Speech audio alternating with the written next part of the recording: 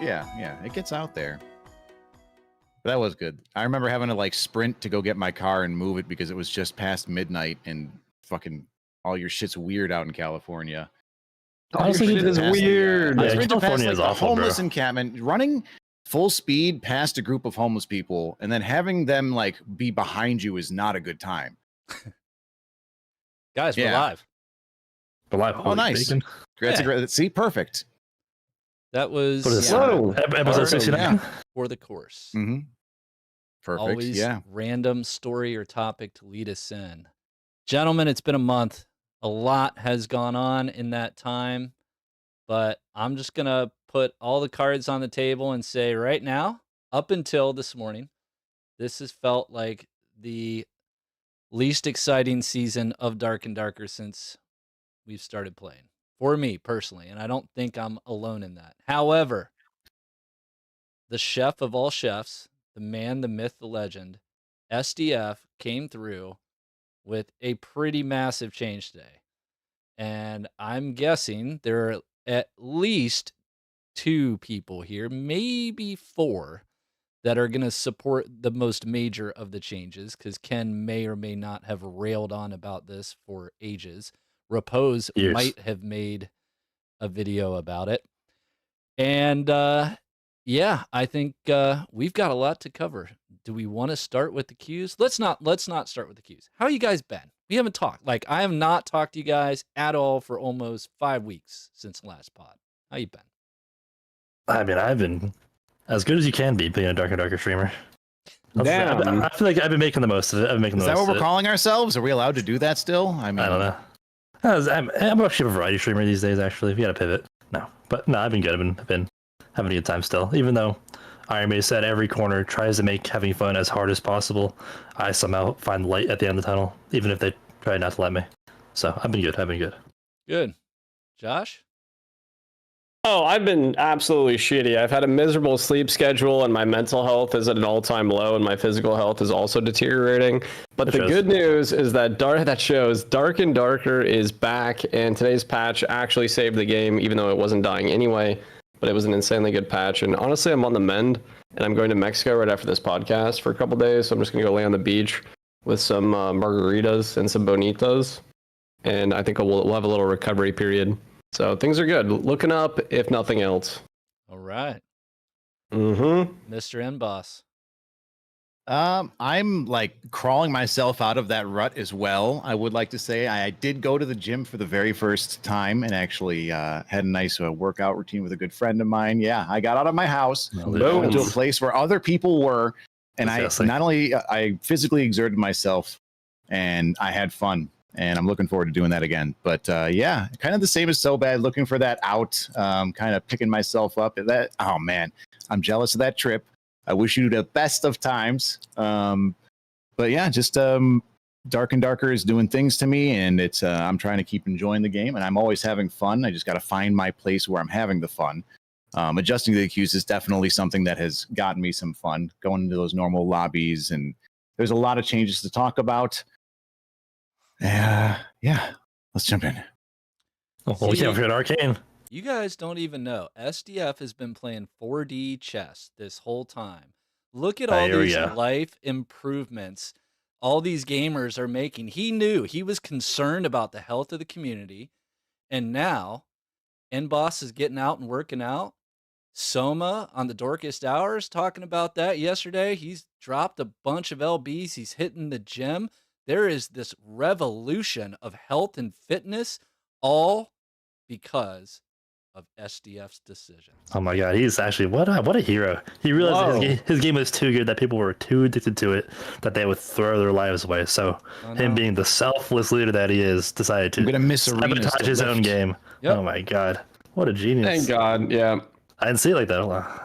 My whole worldview has changed. Oh my goodness. No, I've been touching a lot of grass, boys. I have not been working out. I've been coaching a lot, but working around the house too. So just like the number of queues being reduced about 60-ish%, my game time has decreased about 60-ish% over the last month. But I did jump on today. The lobbies felt a lot better. And the loot feels good. And I know that happened a couple hot fixes back, but that has changed my enjoyment of the game quite a bit. So boosted loot, good. Reduced queues, good. Barbarian buffs initially bad, but then slight nerfs. But we're gonna talk about all that. Just a top touch on the loot thing. How they buffed it a few weeks ago. I agree. I think they might have buffed it more this patch. I played after the patch immediately. It feels I juicy. I did a bunch of boss runs. I got just every boss with no luck. We're getting like 2 to 3 uniques per boss. It's actually insane. We got uniques today. It's I'm not sure what they did. Maybe we just got lucky finally. We were due, but it feels like they juiced it up even more, which is crazy. It feels boosted. I wasn't even leaving Ruins, so I was just doing some 0 to hero runs in HR solo just to see what I could get out with on Ruins. And Josh, I noticed you were just doing like a new player video trying to show people like how easy it is to make money. And dude, it is easy. You don't have to leave Ruins to get out with 1,500 to 2K if you play your cards right. And it's fun. 0 to hero is, someone said it recently, I think, in one of the channels or Reddits. Yeah, it's the best way to play by far. It's funny. You tune into all these streamers, and most of the time, like especially this week and the week previously, even though SSF is gone, most of the streamers, when they actually want to enjoy playing the game, they just do SSF, so 0 to hero, Fist Abyss, and like that. And people are realizing this is like the funnest way to play the game, especially if you're playing with other people. And it's funny now that SF is gone. It's like it's still here, even though Iron Mace doesn't want us to have it. We like make it for ourselves. It's very, very interesting, to say the least. Well, I came around to it. I know initially, especially last podcast, I was a proponent of SSF ending and the return of the marketplace, but that was pre-5x loot buff. Now I feel like it's really easy to SSF and it's really easy to 0 to hero and to be competitive. And especially with today's changes with the gemming, you can get... It's so good. Every single part about it. I have nothing bad to say today, other than the fact that somebody in my chat was saying now solo is gone, and so like maybe you bring solos back to normals. We have solo normals, trio normals, and then solo duo HR. Because we already cut down a zillion queues. I think you could do like one solo into normals just for people to have something to do. But I was watching your stream last night, Ken, and you were talking about people having to make friends and use Discord and chat in game because there's a chat text box or VoIP in game. And I kind of agree with you. And I also think there's a lot of people just dropping into solos anyway and no filling and 0 to heroing, going off to do their own thing. And you can always just stick near your squad. And if it starts to go south, abandon them. But overall, insanely good patch. Great loot. I'm on board for SSF now. It's so easy to craft a set. Gems drop in heaps. Like Arcane said, I was making a new player video. And even though if I was a new player, I would have died 1,000 times. I got out with like 50 gems. I hit some ground-based skeletons, some skeleton corpses. I looted some mummies. You have like 5 sets worth of gems from a single successful run. Really nice. Yeah, it's super easy to like get off the ground if you know what you're doing, and it's easy to learn. It's not like you have to farm bosses to make money. You could just play the outskirts of ruins, like Arcane was talking about, and like you could have the like we talked about before. We compared to Tarkov, like the rat playstyle should be viable. That's like the working class of a video game. You need to keep, if your working class is healthy, the rats of your game are healthy, the rest of your game is really healthy. So like that's very good that now that playstyle is viable and sustainable, at least compared to how it was, and I think that's very good for the game. And kind of want to not to mention with those play styles, it does make you stronger on the secondary and third floors. If you take that kit further down into the dungeon, you basically powered up, leveled up, you're rewarded for that time investment. If you want to keep going through that level, now you've actually started the next layer like 20% stronger than the average guy who just jumps down to the red. And it's a lot of fun in the gameplay loop. And that's what I think the game needs to focus on more, is how that character improvements per run feels instead of like a run to run feel. Totally agree. So we mentioned, one of you guys just mentioned how gemming has changed, which includes being able to hit max roll on all of your actual attributes. So when you gem a diamond now, it goes 1 to 3. And we get plus all. And you can get move speed max. When I saw that in the patch notes, I initially cringed. But now that I've been playing around with it, I'm with Josh, man. I think it feels good when you know that you can go in and snag a bunch of gems really quickly. You don't feel like you need to hoard them. You don't feel like you need to put them in the market. You just use them. You just boost your gear when you get it out, and it feels really good. So I'm a fan. What, Ken and Boss? What do you? Yeah, for the most part, especially it's very nice when like you're somebody like me or you're somebody who likes to try out and experiment with new builds, because sometimes it's very hard to find super specific pieces in the marketplace for a build that nobody plays and get like high rolls of that. And now you could just your imagination is your limit now. Now, as long as you have money and you play the game enough, you could actually get this gear into rotation that didn't exist before. Because you could just make it, which is very nice. Like, you know, I've been playing a lot of CDR, resourcefulness, shield bash fighter. You know how hard it is to find CDR, resourcefulness, fucking plate leggings. Okay, they don't exist. Okay, no one's using these. so you gotta make them yourself. But yeah, it's nice. Did you run it? Whatever. It's so fun in arena. It's so fun in arena. It's amazing. You have your shield bash on like a 2.2 second cooldown. It's crazy. Holy yeah, cow. Yeah, it's really funny. But yeah, with the exception, I think plus all shouldn't be gemming. I don't know. I don't think plus all should exist, so maybe that's why I think that way. But I mean, I'm on the other side. I think now that it's plus all, like you can just slap it in every piece of gear. It's the opposite. Everybody has plus all. Like now it's the tool that everybody's gotten. What they did with the gear bell curve is they squished it to such a manner that everybody can obtain BIS. You're not seeing like a 10 skull key or 15 skull key piece. Like, I mean, you'll still see the absolute BIS perfect rolls, but now you can gem yourself and spend like 1/100th of what the cost of that item is to generate it. So like everybody's overall stat checking is definitely minimized, and the gear feels good again on like a per run basis, and like a lot less like 25 or 30 runs to build up a good kit. Now it's like literally we're down to like 2 to 3 runs to build up a really competitive kit that's going to beat down some of the. Yeah, I mean, if you're playing Purify Cleric and you're going through, there's a lot of options. I'm just saying, Lost like your time investment. There you go. Oh, we're good? Yeah, you're good. Yeah. Yeah, sorry, it sometimes screws up. But yeah, the idea is just like now that time run is way more compact. You can still have the same amount of fun in the dungeon, I feel like, with that gear level, but the gear level is way more achievable. And if that's what the end game goal is, yeah, that's a good stretch in the right direction for it. So I support all of that. I like the changes with the gems, and the value of the gems fluctuating it'll stabilize. But for now, yeah, it was a little bit weird. We're still early into it, market wise.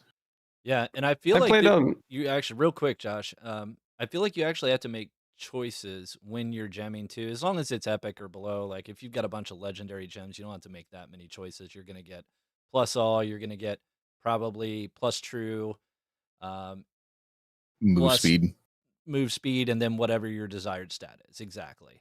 But if it's purple or blue, you actually have to make some choices. Like it's not de facto +1 all on everything. You might want +3 strength and move speed. Or maybe you want the move speed and plus true. So I dig that. I think you do have to make some sacrifices with the epic and below gear, which is what it should be. And then when it's like, that's what the benefit of legendary is now. You have to invest your good gems to make something really good. And even then you're still having to make at least 1 or 2 choices. So it's it feels really good. Go ahead, Josh. Quick question. Oh, sorry. You go, Josh. Sorry.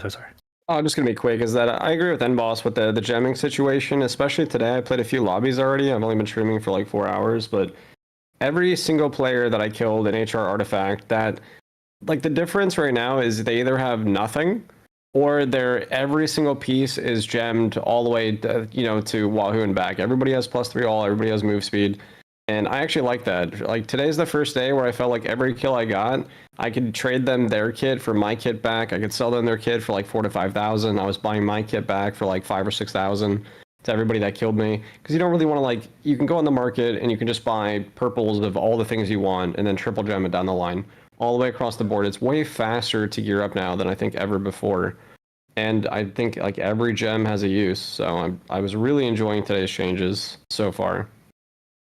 Like, question about the gems though, because do we think maybe they should limit the amount of gem crafts per piece? So like you can't just do 4 gems on a legendary, maybe limit it to 2, so at least some natural rolls still matter. Right. So maybe if I see a piece of gear that's okay, I've got a double max roll, I could gem the other 2 slots instead of just saying, oh, I have a good base and I have gems, I'm just gonna like pay to win basically. I mean, I'm torn on the idea of just you're still rolling 4 chances with a big variable between those to get not perfect rolls. I think it rewards getting all 4 of those perfect rolls at a right rate, and the amount of times I've rolled piss on them and just been like, well, my 3 on roll pieces is now screwed by like 0.2%, or I feel like you're not going to hit those that often. Having rerolled so many pieces for a couple of kids is all. Yeah, but I know where your head's at, Ken, because we talked about this before, and I think we all agreed like the best gear should be found in the dungeon, and that was really my main concern with the changes. Like, are we getting away from that? But we still have the uniques in a sense. Yeah. Sorry to cut you off. Right? No, you're good. Yeah. And I've found that if you go down to Crypts or Inferno, like the roll, you notice the rolls change significantly. Like your chances of getting double roll plus 3s are much, much greater once you get down to Crypts and Inferno. Yeah, the amount of loot that's down there now is just, it's beautiful. Especially if you're a player that's used to clearing Inferno and knowing to hit the big goldens and just sliding through. It's amazing. And the boss spawn is guaranteed, so either it's pulling everybody towards the boss spawn and you don't have to worry about it, or you can be that guy. You can always go out there and fight the boss yourself. It's great. The boss change is another wonderful, wonderful addition, not having the boss summons. I want to talk about that. Sorry. In a minute, yeah. I never used to be like a lockpick guy, but now when I forget lockpicks, I'm pissed. It hurts. Those gold chests are amazing. Like, That's where I get a lot of my missing uniques. Something. Yeah, that's ridiculous. Now the gems too. You open up 1 gold chest, it's like 3 legendary gems. Like, what the hell? Yep. It's crazy. Yeah, those Inferno chests are worth. Legendary gems off mobs too. Like, it's wild. Yeah. Oh yeah. First floor, you break the stone bodies or the skeleton bodies. You're collecting legendary gems all day. If you know where to hit those on the runes, like you said, you're making an easy 1.5k. All you need is one diamond now. That's 1,000 gold. Legendary diamonds. Mummies. Like I spawned mummies. Exactly. I spawned it on Crypts right next to like one of the mummy spawns, and like, you spawn it, it kills everything in the proximity. I walked out of my spawn, there's 3 dead mummies on the ground, and I just got 2 legendary gems and an epic gem just from not killing anything. I'm like, I'm printing. Yeah.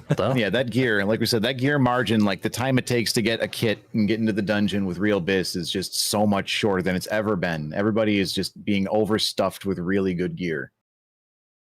And it feels good. We're focusing on like a per run. It's like, people are actually willing to fight now. Yep. Except in the arena. The epics and the legendaries, their base values went up now that you can gem everything. So whereas before you found like an epic frost amulet, if it wasn't rolled well, like you might as well just vendor it because it was 70 or 80 gold. Now like the base epic frost amulet is like 300 gold. Damn. Because everybody knows you just grab base and then you gem it with whatever.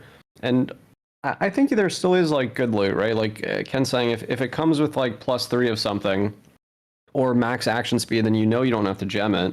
And gemming is still a massive gamble. Like if you get a 1 roll instead of a 3 roll, you kind of just wasted like. I did it last night on a really bis feast. I was crashing on a stream. I was like, I had like 50k. I was like, I'm just gonna like craft the craziest arena kit. I was buying some pieces, craft. I'm hitting min rolls, just fucking crashing out. Yeah, dude, really bricking my gear.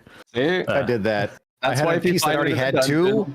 Mm-hmm. I was like, it's got 2. Let me see 3, and I rolled 1, and I am not happy about it. That being said, I got to 180 HP wizard with 330 move speed bookouts somehow still. My man, game's broken.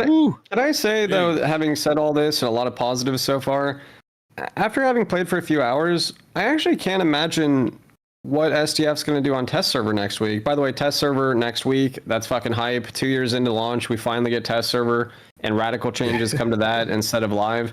But he says he wants to reduce or remove gear modifiers and reduce the power gap between rarities.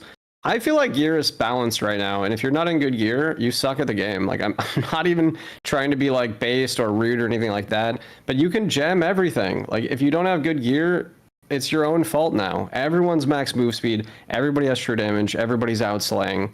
And now, like, I just feel like it's so much easier than ever in the history of this game to be in really good gear.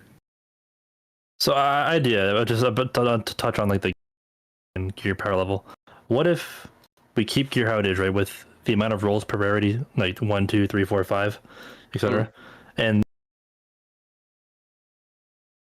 on gear, like a blue chest piece has 3 vigor, and like the epic would have 3 vigor, and like based on the rarity, like the base stat on every piece of gear, keep that the same, but the only thing that's different is the amount of rolls you have, just to kind of bring it in a little bit. So people that wear blues are slightly closer to people wearing legendaries just because of the base stats. And like the armor values, like you know how like a Fine Curious that's blue has like 80 armor, but a Fine Curious that's legendary has 95 armor. Why is that different? That should be the same. That's the base type. Yeah, but you still have. But you still patch 69. No. But you still have all the rolls. But the rolls are still good. But patch 69, we had awful rolls. They got rid of all the valuable rolls on gear. Then they got rid of all the bad rolls, though. They did. They got rid of res and they got rid of all the bad rolls for a while. No, they like the really like yeah. No, I mean the good rolls. They got rid of the good rolls in 69. So even if you had, you couldn't even get quad on roll legendaries because there weren't 4 rolls that you would ever want on a piece of gear. Like right now, there's plenty of rolls you want. I have a chest piece with 3 will, 3 knowledge, 1 all, move speed. Like, who cares if my knowledge, the knowledge is the same as a green oracle robe on the base?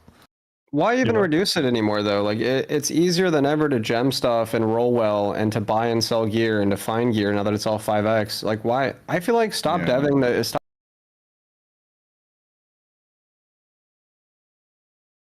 Just people that get blue pieces of gear can still gem their blue gear and it'd be okay. Not as good as legendary or epic. There's still a discrepancy, a big one. But you open it, like you open a chest in HR and it's like just randomly blue, purple, or legit. Like why even reduce the gap? I get like I feel like the gear gap is smaller than it's ever been in the history of this game. Why make it even smaller? Then you're just gonna feel bad when you get like a blue. You're gonna be like, okay. Yeah, I think right now it's already. Right now, like what he's saying is we're so early into the phase of like this gear flow that in a couple of weeks, it could feel completely different as far as the lobbies, the economy can balance out, prices could completely skyrocket or plummet. There's a lot that it's not done. The patch is still like shockwaving through the community, but like I think it is going to change the gameplay loop down the line a lot for us, the like people that play the game a lot, because like you said, the BIS cap is now like not a 12,000 or a 10,000 hour time investment. It's like a fucking 800 hour investment. You will have the best of the best gear. It's easy as hell to achieve that. So how's it going to fluctuate for us when we've already got like all the BIS kits? We're killing everybody at that level. Everybody's constantly running through the BIS. Like, what are the lobbies going to feel like? Is it really going to be that good for solo self-found? I don't know. Like in like 2 weeks time when everybody's running just straight up incredible kits all the time and you're in the base Squire kit, like you said, patch number 69 was the one where it gave base Squire kit the kind of purple power and a little bit more pushing.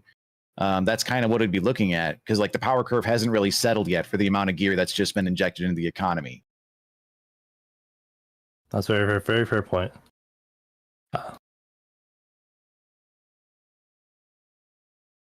There we go. Oh, we can hear you. I can hear you. Yeah, you could hear me in Discord, but I was muted in the stream. Oh. So didn't SDF mention... I'm reading the patch notes right now. So we are aware the current item power gap pushes this brutality to the extreme, and we will be working on a future overhaul to make the gap more reasonable. In the meantime, we will be considering ways to make it a bit easier to close the gap with the improved loot drop rates and enhancements to the gem socket system. That could be anything. That could mean anything. Yeah. Yeah, we'll wait till something comes out. I'm happy to be wrong, but I just feel like the gap is closed. Like there's not really a gear gap anymore. If you're in full blues, gemmed out, you could kill anybody. If you have the skill, the knowledge, the tactics, the PvE potential. I do agree with like leaving gear alone though. Once we get it to a point that it's okay, because every time they get to a point where it's kind of good, they change it, then they have to rebalance everything. They create so much work for themselves. But a caveat though, I still do stand by that move speed just should not be on gear. Period. That's like the one thing I want to see gone. I feel like that shit completely disrupts the balance of the game in every single way. And I really just want to get rid of it, please. What does? I don't know. Move speed on gear. Move speed rolls on gear.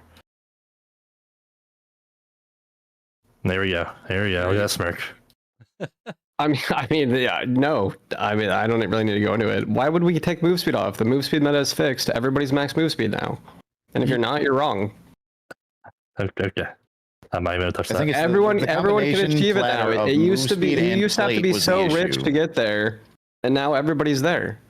I feel like I said, the meta hasn't really shifted with everybody being able to have it. It's just going to mean everybody's going to have it. Like you said, everybody's at 330 with fucking weapons out and some of the easiest to achieve gear. So that's another thing that hasn't really settled. But as the guy that was always one of the slowest classes in the game with no ranged as my main, like everybody's got it is a better philosophy because it benefits me more and I like it. But at the same time, I don't know how you balance the proper amount of like heavy plate with the move speed. Like I get the value of the money is in there, but like the whole point of it is there was that downside. There isn't a downside. Was it ever really tweaked? It's also bad for melee classes too, with the exception of cleric, right? Just let me go into a little bit, right? Yeah. In a world where there's a hard cap of 330, and the status quo is that everybody's running around at 330 with weapons out, and everybody's in a sense equalized. Okay, that sounds good on paper, right? But melee classes are supposed to be a little bit slower than range classes, but they have abilities that make them faster than range classes for a period of time to close gaps. But now, if everyone's at 330, now gap closers don't even exist because you're gonna press your sprint and you're gonna go from 330 to 330. Like now you just don't take sprints. Now you don't even have a gap closer. So like now it's actually, I thought it was gonna be a huge buff to these fighters and these barbarians when I heard about the move speed buff change on here, but I was wrong. Now you just made sprint and rage completely irrelevant, and accelerando, and like what's the point? Now you don't have a gap closer because everybody's the same speed. It's actually kind of scuffed. If a person is wearing this, a range character like me, that's 330 with book out, and I don't make mistakes, there is nothing a melee player that's chasing me could ever do. It's impossible. Same thing with the rangers, same thing with any range class that is a kite class. Warlock is the worst. Don't get me started. So like it's just fundamentally flawed, and this all stems from move speed being on gear and being able to get to 330 for free. Well, not for free, it costs money, but you know what I'm saying. That's my whole issue with move speed. It changes the use case for abilities on a lot of classes. It changes the entire archetypes of class. It changes the entire playstyle of how they're supposed to play a certain way. Now everybody plays the same, and it's just boring. I mean, that was always just kind of the range meta to begin with, was the kiting thing and making sure if a ranger's hitting his shots, everybody in the radius is just dead. It's just the way the game's, the best version of the game is always going to be to not play, the moving away from each other. Pop a cooldown, I'm going to watch as they just keep running away. I know how to time my smite and DP to make sure I get the most value out of the person running away from me in every battle. Like the optimal way is always going to be kiting. I think there's something else that like you said, I always looked for something to be a presence on the melee mechanic to close the gap, because it's so fucking terrible to have an experience where you're just running after somebody who is just constantly out of range and you have no agency and no control and you can do nothing. And that's like 90% of fights, because that's the best way to win. And part of it is because I guess I'm playing the higher gear bracket, right? And everybody's in the legendaries, et cetera, et cetera. And to get to this movement speed, I feel like on all the classes that I play, I actually don't have to sacrifice anything. I'm just 330, and because I'm only using one roll per piece of gear, and I still have 3 other on rolls, so I'm still 170 HP wizard with enough cast speed, with enough knowledge, with lots of damage, full true, and I'm still 330 on top of it. Like I'm not sacrificing anything to get this fast, and that's like where it comes into play. Like when I notice when I'm playing like blue lobbies, and I want to make a fast kill in a blue lobby, I have to sacrifice something. I have to sacrifice some damage, or I have to sacrifice some HP, or some cast speed. So like in order to be fast, then I'm weaker somewhere else. Whereas in the legendary brackets, I just have my cake and eat it too, and I'm Thanos, and that doesn't feel right. Which brings us back to, do we cap the number of affixes that you can gem? If that was going to be a thing, what would that number be? 2, no matter what the piece is, or do you scale it so that if the piece is green, you can do 1? If the piece is blue, you can do 1. If the piece is purple, you can do 2. The piece is legendary, you can do 2. I'm not sure what the number is. I just know right now I can get everything I want. And that's with 4 rolls and legendaries. So we can start with 3, see how it feels. 2 is probably too boring and simple, even though I think it feels better from a balance, from a gameplay perspective. Because whenever I find people in the blue lobbies, like I see somebody wearing certain gear, I'm like, okay, that's a slow, tanky barbarian that isn't fast. That's interesting. That he's, and then the fights in blue lobbies actually feel way more various. Like there's way different varying types of teams and play styles and builds, because people are making choices and sacrificing things. Whereas in HR and artifact lobbies, everybody just is 330 max damage, full HP. They're all kind of the same. It's all the same homogenized blob of what a character is. I don't know. But I think 3 is a good place to start. Sorry, you have a lot to say. Sorry. I'm just gonna devil's advocate, which I don't even know if is devil's advocate is what I agree with you, but I'm looking at the other side, right? Kind of, yeah, So, exactly. okay, so You're still manning the opposing argument. Yeah. Okay, so I'm not devil's advocate. I actually just fundamentally disagree with you here. So I Okay, think that okay. the 330 move speed is amazing, and you are sacrificing something because you're thin. Everywhere you got to add move speed, you could have had PDR or MDR, and every class Got it. every class still has the gap closers, and they have to use them appropriately. You said Rage doesn't work anymore. Rage is insanely good on Barbarian. I'm max move speed with my weapon out, and then I use Savage Roar, and you're not max move speed. I just took 5% away from you. And I have like 15 more strength and 15 more vig, or 12 or whatever it is. That's the thing, because I'm actually 115% move speed. So even when you Savage Roar me, I'm still at 330 book out because I'm overcapped by a large amount, which is ridiculous, by the way. Sorry. Okay, or I throw an axe with Achilles on it, or I'm throwing Francisco's at max move speed while I'm running toward you, and your max speed running away, but I'm hitting you with the axes. The axes is taking away a ton of your move speed. I'm going to catch you if you do nothing, but you have to do something. So what you're describing right now is skill expression. You're both at max move speed, trading damage and slows, and whoever lands better abilities, skills, and throwing weapons, especially if they're headshots, is going to win that fight. So to me, what you guys are describing is the pinnacle of skill expression. You've perfectly statted all your gear, both players have, and now the only thing that matters is positioning, monsters, tactics, third-party awareness, when to heal, when not to heal, when to hit headshots, when to go to melee. All of those things are like the absolute top of skill expression, and we've achieved that right now. Like the pace is fast and loose, and everyone's expensive, and everybody has to play really well. So the All right, question why don't we equalize move speed? Yeah, yeah. Right. Why are you just taxing it, making it so the rich people can have this and everybody else sucks? Why not just, if that's what you fundamentally believe, then you should equalize move speed, which I don't agree you think you should do. But like, if that's your actual argument, then equalize it and stop taxing the poor. That's the range meta in the game. That's literally what I was saying, is everybody's the best way to play it with the range. I'm not going to be able to get in that fight with a cleric. I have to play some form of a ranged combat or damage dealer. It sucks for any existing melee class, but like you said, you're supposed to use your abilities to close gaps, to do stuff. I'm still running at people dying. I feel like there's no agency on just the melee in those fights as it gets to the high move speed. Like running at somebody without any sort of a slow mechanic, I'm just running into the wind. Right. No, not right, dude. Not right. You can be max move speed on cleric, and you have judgment and smite, and both of those slow them by like 50%. You literally cannot escape a cleric if he gets in range and judgment smites you. You're dead. You already start that with the getting in range. That's the whole point I'm trying to make. Or you throw drums, and then they're slowed, and the drums do a ton of damage. They do like a fourth of somebody's health and damage. You have a ton of agency. And you're talking about throwing a drum at something that's ranged and shooting at you, something that has a bow or throws fireballs. Like, you have to have some agency when you're using a drum. If you're opening with the drum and they're just bashing you with fireballs the entire time, you don't have a shield out and you're trying to approach them. You're just getting fried. You don't just go in and start throwing drums. Skill expression.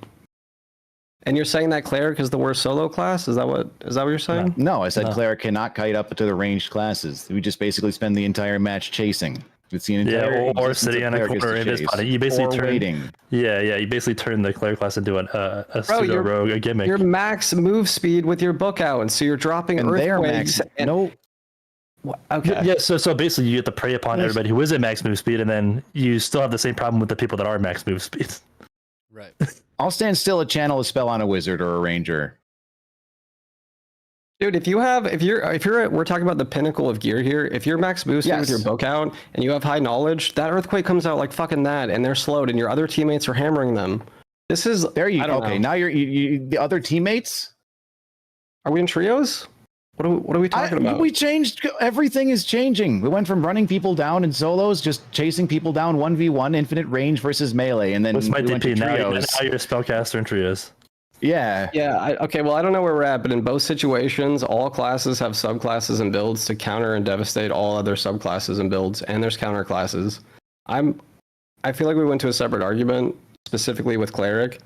I think we're overall talking about the archetypes and gear, and I think that's all fine, and the move speed meta is really good. And if you give everybody the same move speed, I guess you just use those roles for something else, and we're kind of just in the same position we're in now. Except the people who are rich have way better stats still. So like giving everybody 330 MS doesn't really change anything. Because the rich people just roll something else to allow them to devastate each other. Like everybody can reach 330 MS. So if you like, I don't think the argument is if everybody can reach something, everybody can have it. The wallet is deep enough. That's like saying everybody can get artifacts, so everybody should just be given artifacts. Like there has to be like something to achieve. And right now we all know what the best gear looks like and how to get there. I don't think it's one-to-one. I don't think it's, sorry to interrupt, but I don't think it's one-to-one. Move speed is such an important factor in this game. You can't name another replacement stat that's more influential than move speed. It completely changes everything. It's the most powerful stat in every single game since 90-5. Right. So, but you guys are saying give everyone max move speed then? No, that's what you're saying. Maybe, but tweaked. Like you have to allow range classes some way to get away from melee, and you have to allow melee some way to gap close on ranged. But the way that they've done it so far just doesn't work. You need some kind of maybe movement speed penalty each time you fire your bow, so it's like 0.3 seconds it slows you down, but that might be enough so you can't just infinitely kite. Like that already exists, dude. When you draw your bow, you're slowed. It's true. It's true. And until you build the serve bow kit where you're 330 while you're drawing your bow with the perk, right. But you know. Right. But you should be rewarded for having really good gear. So I'm not saying I've got all the solutions. I'm just saying that there is no comparable stat in the game to max move speed. And anytime I go into the dungeon now, unless it's 0 to hero, which is still, as we discussed, fun, and I accept my loss because I didn't wager anything. But if I wear any other kit and I have less than 315 move speed, I feel like I'm trolling myself. And it used to be that, excuse me, as a cleric, if I had anything over 300, I felt like grease lightning, dude. Like, now it's just like, well, shit, I don't have 315. I'm going to have to go gem some stuff. And that is, as much as I enjoy the gemming, that's a shitty feeling to have. That's like, okay, I just want to make one last comparison and we can move on from this. You said move speed is the best stat. And although I do partially agree with that, I also think true damage is the best stat, and action speed is the best stat, and having high health is the best stat. So, those like, things you are Do sacrificing things. you understand what the word best means? You know, best means it's better than the alternative. You can't just name 5 things and say they're all the best. Just for the record, it's just how words work. But bro, those are all the best stat. You need all 5 of those. You're literally sacrificing somewhere. Those are all good stats. The word best is that's how I use the word best. They are equally good. Okay. I don't want to be fast if I have no true damage. Then it doesn't matter if I can catch them or not. They're gonna shit on me. It doesn't matter if I can't get away or not. Even if I'm slow, if I have really high true damage and action speed, I'm just shooting the hell out of them. But why would I want 1,000,000 true damage if I'm never gonna get to you to use that true damage? Right. Yeah, it's the I think it's the opportunity. Like I know what you're saying, Josh, but at the end of the day, if you can catch someone, you can win a fight because of skill expression or because of circumstance, because you caught them when they just took a hit from a mob and now you need to run them down, and you can. If you don't have that move speed, it doesn't matter what the rest of your gear is because you're not getting to them.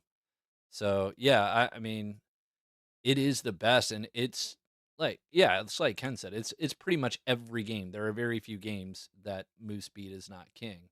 And it just really, really has reared its head in this game for a long, long time. And I will say, like, right now is the closest we've been. It's I guess good that we're still kind of arguing about this, even though the game is way better now with these changes, my humble opinion, than it's been in a long time, because it's at least cheaper to be able to keep up with the Joneses at this point. I got to jump in and then mention that on this discussion of move speed and how it is invariably the best stat, part of the problems with the game for me, as a cleric main with no range, the biggest buff that we ever got was the patch where they reduced the movement speed plate penalty.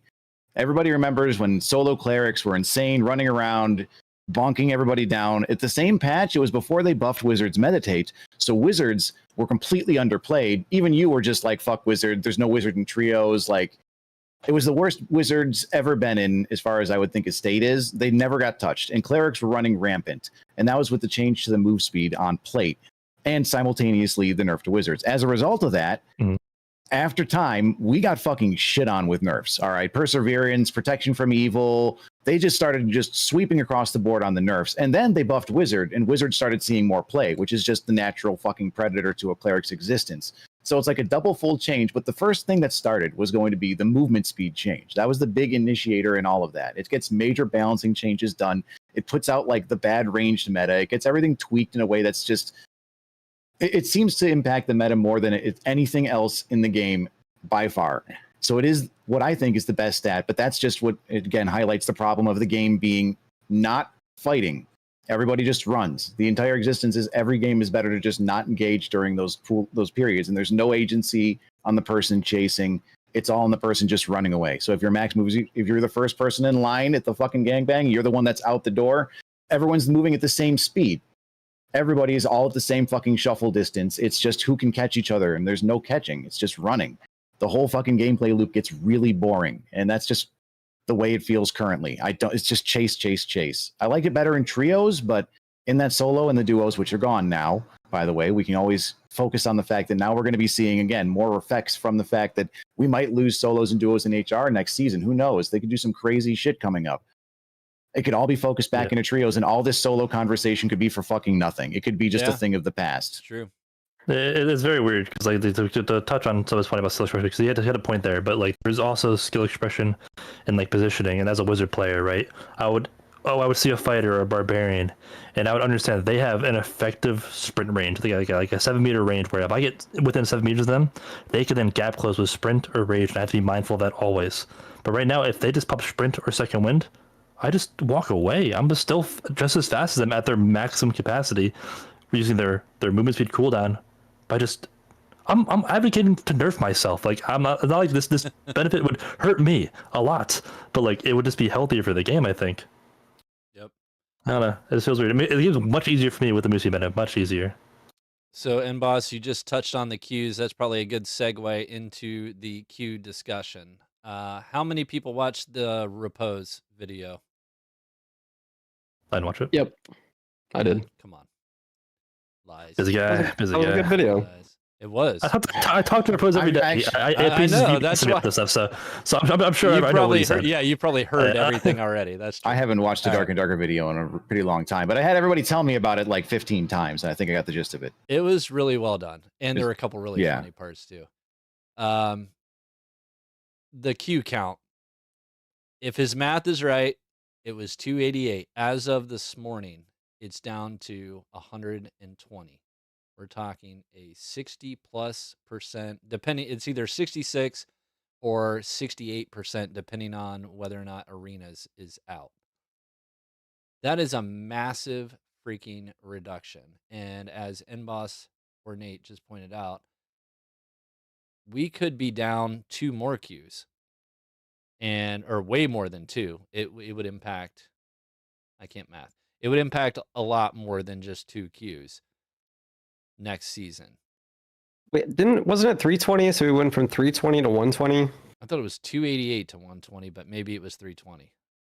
Oh, either way, at 288 or 320 down to 1. That's a huge queue reduction. That was a really good change. It is huge. Huge.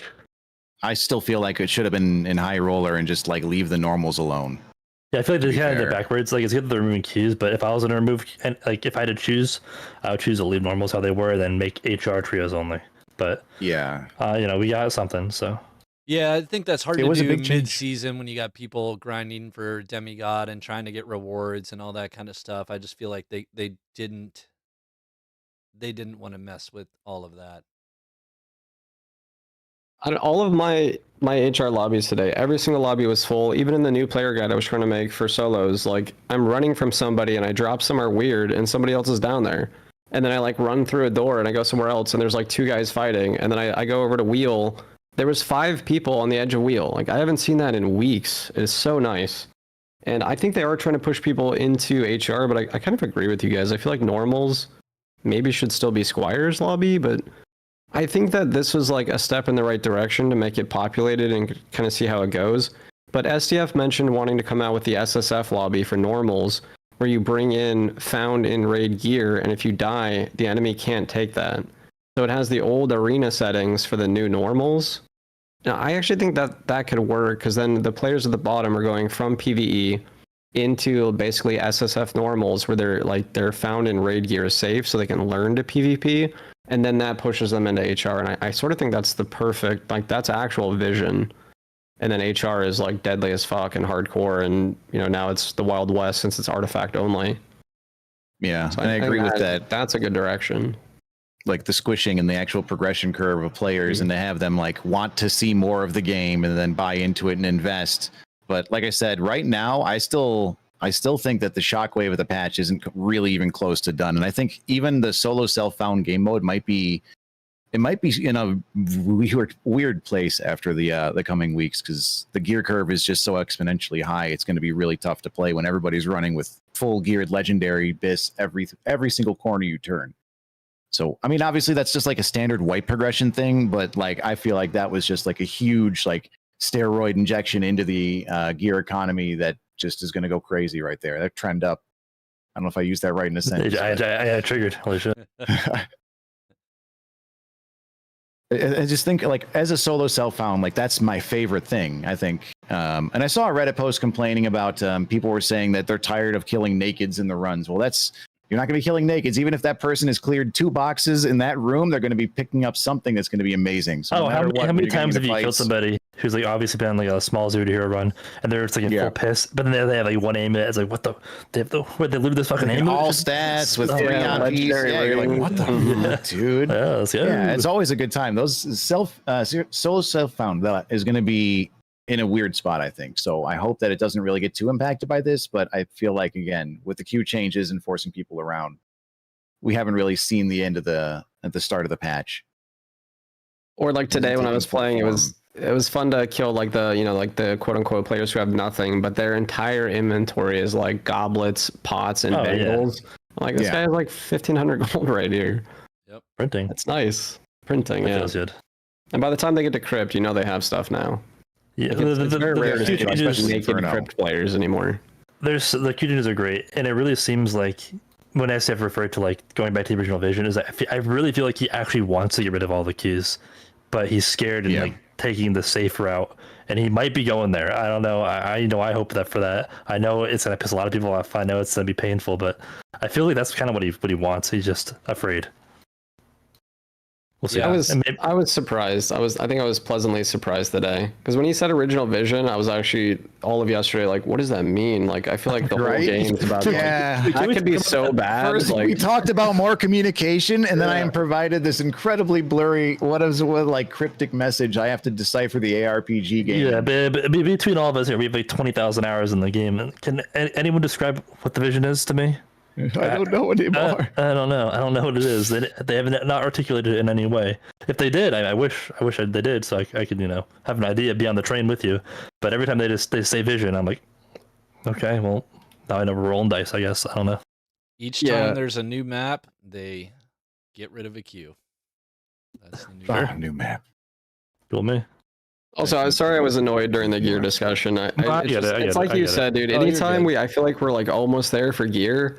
Like patch 69, dude. Like I was like, hey, gear, like if things feel good, and then it was like 69, and I'm like, fuck, bro, come on, like, can we like? Yeah, 68 was a great idea. First? Yeah, that's what I said. Is like that's why I'm nervous. Like the track record shows that if we take the same path that Iron Maze has, and it's not the same path, but like if we're gonna keep going on it, they're going to revert it in a week without getting any meaningful data, and then they're going to nerf the loot again, and everyone's going to wonder what happened. It's like I don't know what to expect anymore.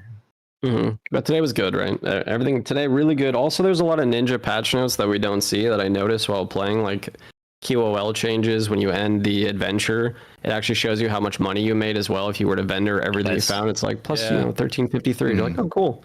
Like it just looks better. It feels better. Yep. Someday I'll be able to search my stash. Yep. Oh. With this change, it was one of those like I need to reevaluate every piece of gear in my entire gear pool and all of my items. And I was just thinking to myself, like I was just like, how do I? And it's my own doing, and I understand that, but like I feel like the systems are there, and if we wanted some quality of life, there could be some stash features, even a sort button. Oh my god, there could be so many things just a little bit of, just sprinkle a little bit of goodies in there, please. Yeah, but that's nice. That's nice that now the things that we want are back to the small things. I hope. I still want, like, we haven't gotten, I mean, Blocking. we can go on about, I don't think we're ever going to get blocking, but I would take a new map or a boss or, like, you know, a third slot or like a skill tree or like closing red portals. Closing. Oh my! Whoa! I kept my stuff reasonable. Ken, be quiet. All right, I'm talking about skill trees here and Quiver. We're not closing red portals. Get out of here. Okay, I'm with you in Majora now, Ken. You guys are right. Close the reds, dude. You've had a bunch of frustrating moments. I kept telling you the reason I fight in Inferno 2 is because you're sealed in there with me. All right, like everyone's like, oh, and boss just well, they can't run, can they? There's a big difference. Run. Fights in Inferno and fights in Crypts and you're not only packed to the brim with goodies, but you can't run through a red. It's like my SSF thing. I was like kind of counter SSF and I was counter closing the reds, but now that we have 5x loot and now you can gem everything, gear doesn't matter quite as much, and it's easy to come back from like the brink. Whereas before I was like, dude, if I die, I feel like I lose like 5 or 6 hours of progress. Now I'm like, oh, I'll just go get a bunch of gems and like sell a couple things and I'm back. So yeah, close reds, make HR a little bit more hardcore. I'm game. I have them open for like 3 to 5 seconds or something. Is this thing like regular portals where you open them like a regular blue portal, and then after I think all portals do this, and after like 10 seconds they close. So you can't just open them and then walk away and know that it's open. You know, I don't like that either.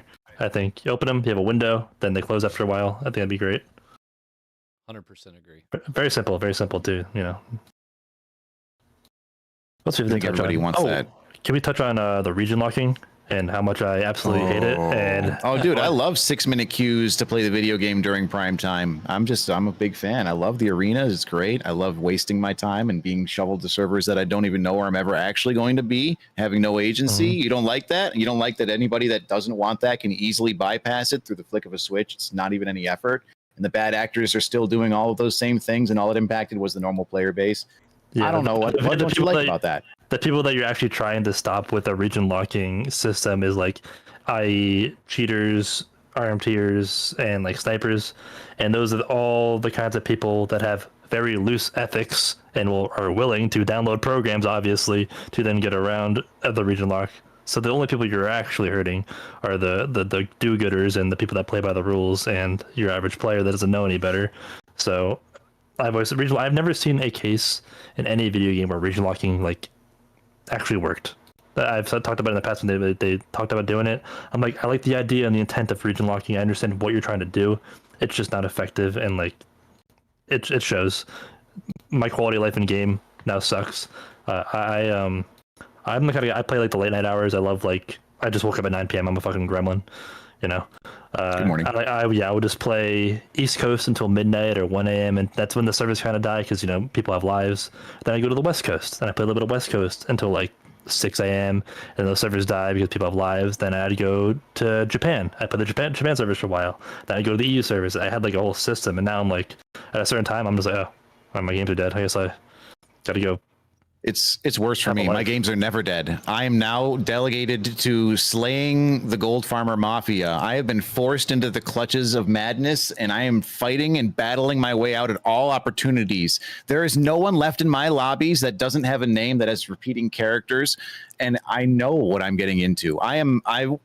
My whole existence was based on being the friendly cleric that would meet players in the dungeon, VoIP, grant them heals, and I am the Terminator.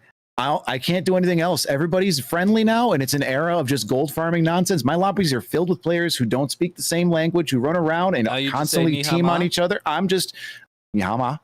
No, I say other things, but yeah, I had actually a lot of experience. Funny story. The name of the end boss that I got was from taking over from the gold farmers were the strongest people in the game, and his name was Final Boss, and he was always in the shiniest armor. And anyways, I beat him down and stole a castle from him and became king, and then they got banned, so it was like this whole sweeping thing. But yeah, it's insane. It's everybody in my lobbies. When I find somebody that actually VoIPs to me, it's like this wash of joy. I'm just so excited now. It's like finding a fucking unique item. I'm just so happy. But it's a nonsense festival. They're teaming all over the place. I can't imagine what OC's been dealing with. Like those poor bastards. My heart. I'm sorry. I was never locked to the West before. Now I'm stuck with it. I'm just swimming in it. It would be so much nicer if they were just any communication, or like it wasn't constantly just batting against this endless horde. It feels like I'm never getting anything done. Anyway, I felt that way yesterday, but now that all the queues are compressed, there's way more players in the lobbies, so I haven't seen it as much today. So hopefully it's US still West late. is It's a little still more give us a secure. couple hours because my shift. Yeah. I'm the late shift. I'm never gonna say that my population doesn't go to sleep, but yeah, I'm the 1 a.m. to like noon the next day on the West Coast. It is, the streets are filled with rats and roaches. The problem definitely is dampened by fuller lobbies. You definitely notice it less, but like the problem is still there to an extent. And it's, my question is just like the why. It doesn't solve the problem you're trying to solve, so it's just, you're just doing it for what now? I don't know. I'm stuck, and also the queues for arena are terrible. Like it's just torture. I can't get to play my character at all. I want to queue on the east where my friends are. My EE friends will be like, "Ken, please, I play with you. I need that green card. Bring me to NA, please." Please, dude, get me to the east. Get me out of here. But yeah, hopefully it offers more problems than solutions. Yeah, I agree. It offers way more problems, no solution to the problem it originally had, and it causes a lot of grief along the way. It's something that Tarkov, again, has gone through. They've done ping locks and region locks and things, and it serves only to make those people stronger, and those players that will abuse it will always take advantage of it. So it was tried and failed. Agreed. We need. We can agree on that. At least that's nice. We can all agree. We need zero ping internet globally. It's coming one day. Physically impossible, but we'll get that. We'll get light speed. We'll get there, man. Physically impossible now. It is hypothetically possible, but yes, it is currently impossible. Yeah. Alas. The best kind of possible. All right, so reduction of queues, W. Gear changes and loot buffs and gemming, like mostly W. QL changes W. We got the ocean-oriented blue Maelstrom map on the way with the tavern social spaces. It kind of sounded to me like both those were coming next wipe. That could be cool. Could be nice. I'm more excited than the actual map, by the way. What, the tavern? Yeah. This game needs more social spaces. This game needs more outlets for people for player interaction. And take away solos and duos and give us a nice little place to all go camping and throw darts at the wall and make fun of each other and battle to the death and test stats and do everything. And potentially find some teammates to delve into the dungeon with socially. You know? Because like, how many times have you really in the gathering hall like looking for people like, via chat text, and like then you get into a voice with him and you're like, I don't like this guy. But I feel like if I'm like in tavern and I can get more of a feel of your vibe via VoIP than just texting. I get catfished in the gathering hall before, you know what I mean? Yeah, that's unfortunate. Yep. But that's how we met. Good call. The introduction of the tavern hall would potentially lead to the reduction of queues. Guild wars. I would happily do some guild wars. I would like to see some minimal effort input, at all. I'm going to have to talk about it since it is the weekend on the arena. That'd be pretty cool. I feel like that's still such a major W that's being avoided. It's like we have this amazing beef patty of a wonderful dungeon experience, and if they just put a little bit of garlic or a little bit of salt, pepper, they can make something amazing. I'm so hungry. I just woke up and got on here, bro. Shut up. I just want to have a good experience in the arena, and I feel like they're making so much of an effort that if they just put just a little bit of time, 5 minutes, and then we'd have like a lot of fun for a weekend endeavor again. I could do something. It wouldn't be just the slop that makes me rage all the time. It wouldn't be bad. Speaking of weekend endeavors, has anybody been dabbling in the arena as of late? I'm a goddamn arena junkie. You had like 12 hours. I was so surprised, dude. Even I was grinding. I actually borrowed Ken's wizard kit because I played cleric for a couple of hours, and it is now just a ranged meta. So it's just unfortunate. It's boiled down to people just want to, I feel like, win. On most of my characters, I'm fighting against either 1 to 3 rangers and wizards on the enemy team in my solo queue. But then I adapted. I played wizard and I threw fireballs and I began having fun. All right, playing wizard and just slinging spells everywhere at 170% cast speed, just running at people. People play differently when you have 4 fireballs. The entire world is kind of like, oh, all right, be cool, man. And it just feels really good to just run around and just explode the entire world. I will say, Wizard in the Arena is a blast. Anybody playing I've been playing a lot too. I've been seeing a lot of Sorks in Arena too at the higher levels. Yeah, I've been seeing a lot of Sorks. When They're you very, run very into a annoying. good one, they're scary. Yeah. Yeah, very good. Thank you. Yeah, so I've been having a lot of fun playing Wizard and being a ranged class in the arena, along with all of the other ranged classes in the arena. It's always it's like when I watch barbarians come running at me and just eating 3 different spells before they curl over into a crispy ball. It's a different type of game. Yeah, when all these range characters could just build 330 move speed and still have all this damage and health, it's almost like it's good for them. It's interesting. Yeah, I was enjoying it though. But like I said, I did put a lot of time into the arena, and I just feel like it's so many easy avenues to make a better experience for it, and we're just it's just dopamine. As I said, I obviously there's many problems. I think mobs should be removed. Everybody I know hates mobs still. Yeah, we talk about this every fucking podcast. Get rid of the mobs. But when especially when the game is in a bad state, like it has been for the past few weeks, having the release of arena as something to do at least when the lobbies are dead or like the game's bad, and it's like low risk. So even if you're having a bad time, say you're having some bad match, you're not losing anything. So it's like not as bad as having a bad time in the dungeon. It's like a lower risk, chiller, more casual version of the game. It is a way better experience. It's a nice break. It's a nice break for me. Until one of your teammates falls below 1800. I was gonna say, oh my god, I'm like. I mean, like I said, we're all talking solo queue here, considering we can't play with each other because we're all different ratings, and that we have to maintain the competitive integrity of the non-reward system. But we were promised an integral system and rewards 6 months ago, but we didn't get those, and we're never going to talk about them. But we're communicating more. I got on Discord last night with some of my real life friends, and they were doing arena, and they had a free spot. Like, oh yes, I get to play with some of my real life friends. I'm excited. I logged in. I'm like, I can't play with my friends. Okay, well. All your alts are over 1800, every single one. All of them. Just a character level 20. I'm sorry, real life friends. You guys are too noob for me. I can't it's play. Very important. I can't play my fun video game with my friends because Iron Man said so. Because of the rewards, Ken. Obviously, if everybody got the rewards from being high ranking, we have to maintain. Just come on, man. Just fucking strip it off and let everybody battle each other and just swing. I'll pay $5 monthly sub to play mob with the arena without mobs. I love that, actually. So would I. Holy shit. I was being the guy. There's one map, the ruins map that has the mobs in it. The double boss, yeah.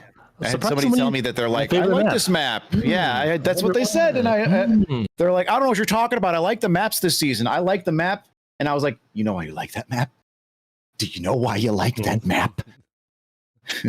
It's been an experience. But yeah, I would really like to see just a little bit. Do we feel like the map rotation is better though than it's been in the past? It's the same. At all? I think it's Chapel? Yeah.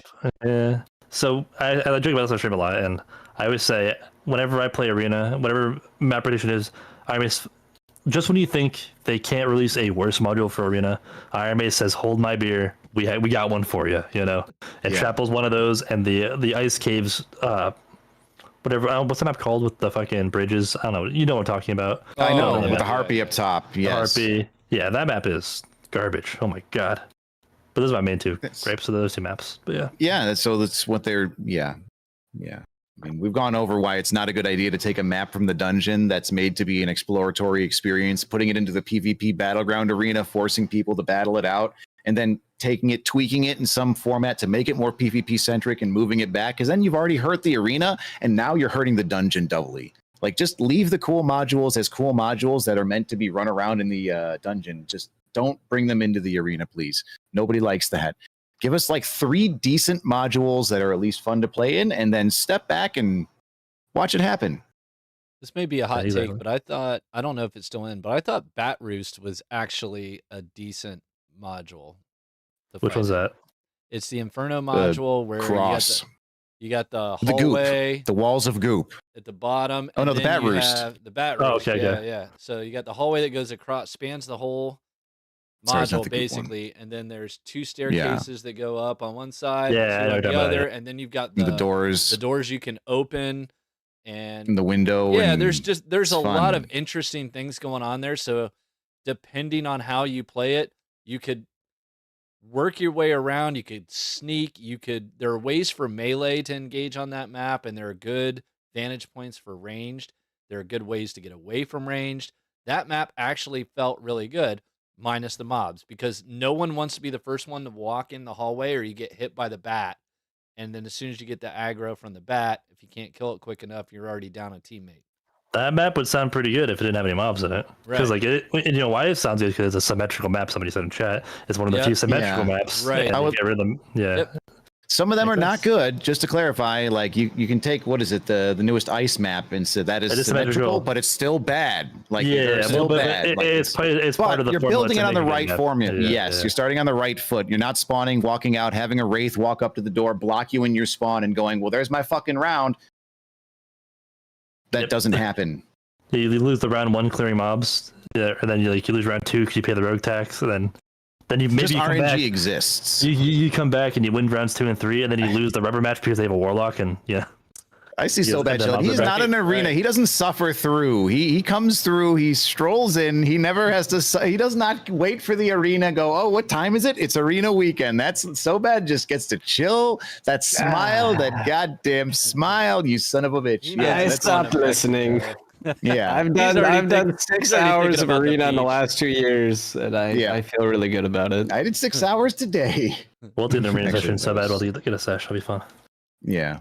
It is a good time. It can be a fun time. Oh wait, no, There's actually, I so can't play much- with you. You're too much of a noob. Oh, that's Sorry. right. He hasn't Yeah, played. yeah, Now, I remember yeah. that. We Boom. tried to play together, and it immediately said we Yep. fucking can't. Yes, indeed. I mean, I'm just a little rat maxer. It's hard for me. Even when I played WoW all the time, I never really went to WoW arena. I need like the battlegrounds with a ton of people, or like the monsters there. I think it's like it's inside of me. I need to be able to. I need to like the PR. dungeon. I need to rat. Yeah. Dude, we're talking about this, dude. Like a battlegrounds mode for Dark and Darker, though, could be really fun. Like think of Warsong Gulch. Think of a 10v10 capture the flag. Oh yeah. Dark and Darker. Oh my It would god. have to be like roll lock, so you don't end up with like 10 wizards versus Yeah, you can only have 10 one of each rogues or class. something, or Even- something. Yeah, I mean that'd be cool. Even for Guild it would take a Wars. while, but that'd be cool. I think for the 10v10, if aren't there 10 classes, you just have one of each, and then you have to like somebody in your guild. You know, everybody has to choose. I think that would be really awesome. One of Yeah, each. It'd just be like 3 groups of 3 and just like make it a massive battle. That'd be fun. I would like to Or see you can class cap 2 of each if you want to. Then you can make some comps or something like that. just to make it interesting. Yeah. Rather than everybody just stacking up because they have the ranged meta. And I mean, it'd be fun. It's something I want too, is more group content. I still want to see something like, I think it's interesting that we brought back up, we didn't go through the boss summon stuff, which is just a big, that's great, right? Are we glad we're back to being able to kill bosses without having to spend the investment? Like the investment was getting to a point where it might have been okay and tenable, but it was just annoying from the idea of going into an empty dungeon without the POIs, like gold piles, and then maybe boss or like catch something along the way.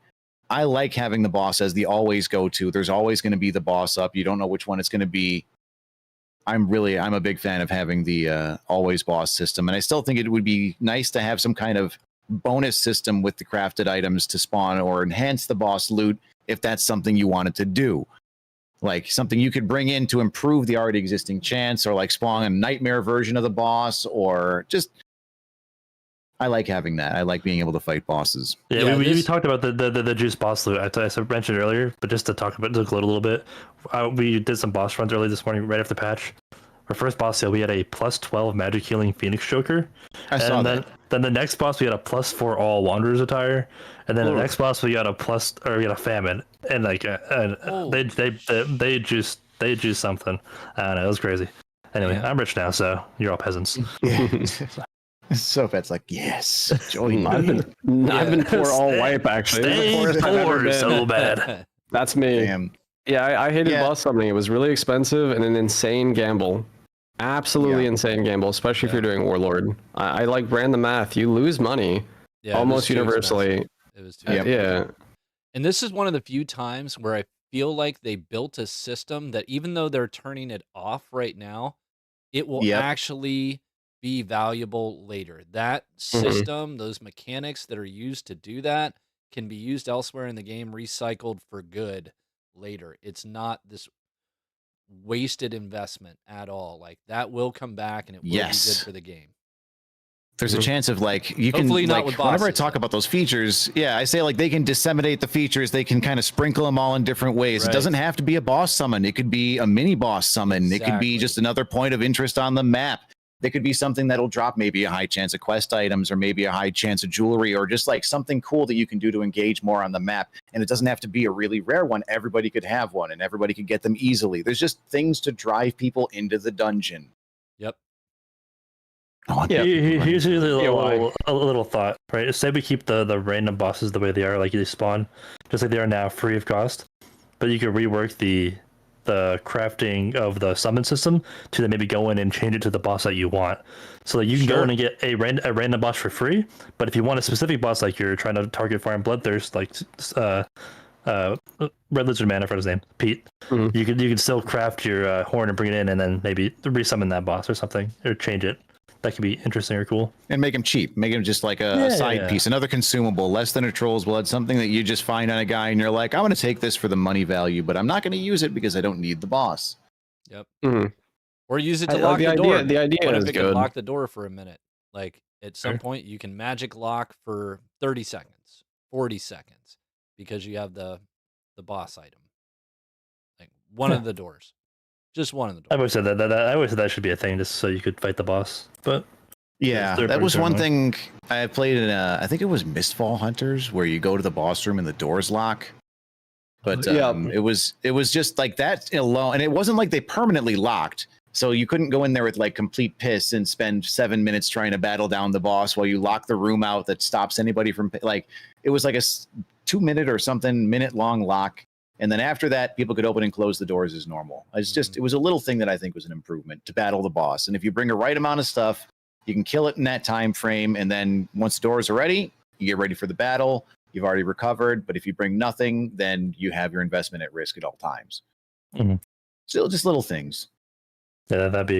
We still have red. Yeah, I mean, we still have to worry about people going down through reds before the gates. So I think baby steps. Baby steps. Yeah. I definitely think you can lock the boss room right now. It's too free to leave, and especially if like one player gets the artifact, the other two just take the L, and he runs away. But if you fix the reds, then that'll be like less of an issue. No reds. Yeah, I agree with that actually. Also, whoever spawns closest to it, it's now just locked, and they get it for free essentially, and then they can recover right away after. Well, the idea of this has always been like, okay, you go and you start the boss, right? And I always said, I think once you get the boss down 20%, so the boss has 80% life left, all doors close and lock until the boss dies or all the players in the boss room dies. Then after the boss dies, then there's like a 5-second window. Then all the doors unlock and open or whatever. So basically, you can do the boss. You have time to maybe heal up a little bit, maybe a search hit, and then the waves of men can try to stop you, and you have a fight. Instead of like what happens now is people just wait to get like a purple circle for Lich and then jump you on that, or they wait until the Ghost King screams and then come in while you're low. So at least when you're defending your boss loot, you're not getting cheesed by the PvE. You get fight. Right. You're still down resources. You're still down spells if you use them heals, but like at least you're at a reasonable. You're still at a disadvantage, but like it's reasonable and it feels better, and so it's not griefed. But like I said, you mentioned the red portal thing. People would just, we had a famine. Okay, end boss is so bad. I got the famine. End boss is so bad. I need you to go die for me. I'm running at them. Running at them. I'm going to the red. But if the reds weren't there, it wouldn't be a problem. You know? Yeah, where the druid's just gone with the artifact. So yeah. Even without the red thing. I don't know. I guess for me in that particular case, I'd rather they just nerf the boss. I always think in full loot PvP games, players should be the most dangerous thing, and they are insanely dangerous, especially when they're geared and smart. And like you said right now, the purple circle on Lich, the Ghost King Scream, this is shit that like you can't take that in a player. And people are smart, they just wait. And, like they're almost guaranteed to beat you. So like, I don't know what the fix is necessarily. But it is, I guess partially my thought is too that the boss is always the most valuable thing on the map and could potentially drop, millions worth of items. Maybe you are always taking a risk by doing that. Like we're all choosing the boss. Maybe the risk is in the third party. That's where I was thinking, because I think bosses need to be like both a POI and a risk. Like the players are an added risk, but the boss itself it's just fucking ridiculously dangerous. It's just too dangerous when it sets up the inevitable guaranteed loss of every boss having like some sort of chip damage mechanic besides Warlord means that you're just going to lose. Like it's always going to be against you in such a slated amount that it makes it less valuable to boss entirely. But I want people to be focused on bossing, and I want bosses to be very dangerous. Same. I've also said this about the boss room. I've always said I think there really should be a red shrine just in the boss room. It's very annoying. Like you do kill a boss, it dies. Maybe you lose one of your teammates, and there isn't an immediate third party. But then you have to spend 5 minutes going to a red, and then you come back, and then like it's all stuff. Yeah. There should just be a res in the boss room. Like if you're going in, you're risking to fight the boss. You should be able to at least res a teammate if they die. If you do win the boss fight, you know. Mm-hmm. Or maybe even in line with that, and something that we briefly talked about once upon a time would be to give Druid like a mushroom spell, and it reses them over time. Like the mushrooms slowly grow on their corpse, then they res. Warlock, if they could use 3 souls scroll at this point, and then they can summon a scroll. Like there's a lot of ways. I feel like the res, if it takes long enough and you have to sacrifice something to bring it, I think removes some of the issues. And it also, I think, would extend fights a little bit. Because, like if you kill one, they're trying to res there, they're trying to like block. I've always thought a cool warlock spell would be like it'd be a temporary res. It'd be a reanimate. Like say Emboss goes down, then I hit him with my reanimate res spell, and he comes back to life. 10 seconds. Yeah, a few seconds or 30 seconds, and then he dies again afterwards. Like you live for 30 seconds and you start taking like storm chunk damage increasing, and then you just die. It's fun. Those are little things that I thought would be cool. Even do on an enemy player corpse, and then they try to kill you, because that'd even be fun. Like, don't res enemy players, idiot. Like, yeah. There's no rule. You res me, bro. What the fuck? You killed me. I'm absolutely going to try to kill you. It's just something I thought would be fun. But obviously, it's just little joyous things. Res scroll would be actually more on the idea of like, since they're adding consumables in a large way, I think you could just jump the gun and dump a whole bunch of scrolls. Like, give everybody a bunch of different spells. Fuck it. Oh, that's scary, but yeah, that'd be fun. Speaking of consumables, has anybody seen the what's it called? The dust that reveals invis. The ghost dust? Yeah. I've been using them in arena. Fuck it. Yep. I see them all over now. All right. I still have not. They're finally cheap. Once. Oh, okay. That's really cool. Yeah, they're finally cheap now. They're cheap enough where it's worth bringing. I'll say that. Because before, when it was ectoplasm, they were like 2,000 for 2 of them. Now it's like 300. So now it's actually something. That's worth bringing, especially if you have like a 5 or 10K kit as well. Did the it's really cool, Arcane. What happened? Probably with the 5x loot. Yeah, it must have upped the thing. Or you know what? It also is that artifact wasn't. Wyvern wasn't dropping artifacts, and so. Maybe now that it is, more people are going to ice and farming the ectoplasm. Yeah, where else do you get that? Doesn't that just come off the frozen? It's just ice. Ghosts and ice. Yeah, just ice abyss. Not even the top ice. Yeah, it needs to pretty rare. drop Sucks to get maps. Like that. That's just such a bad. They picked an interesting item, but yeah. Now that it's leveled out, I think it's good. Yeah, I like that every map has like certain shit on it, like certain herbs, certain things. And you know what we didn't talk about? This is just kind of randomly, I just thought about it, is I have to like literally applaud Iron Mace today because they removed boss summoning, but instead of just fucking everybody over, you can actually sell the boss summoning. The vendor price was the market price. So even if you stored a bunch, or you bought a bunch, or you had a bunch of mats lying around, plus if you bought the things to create them, you can still create them and then vendor it.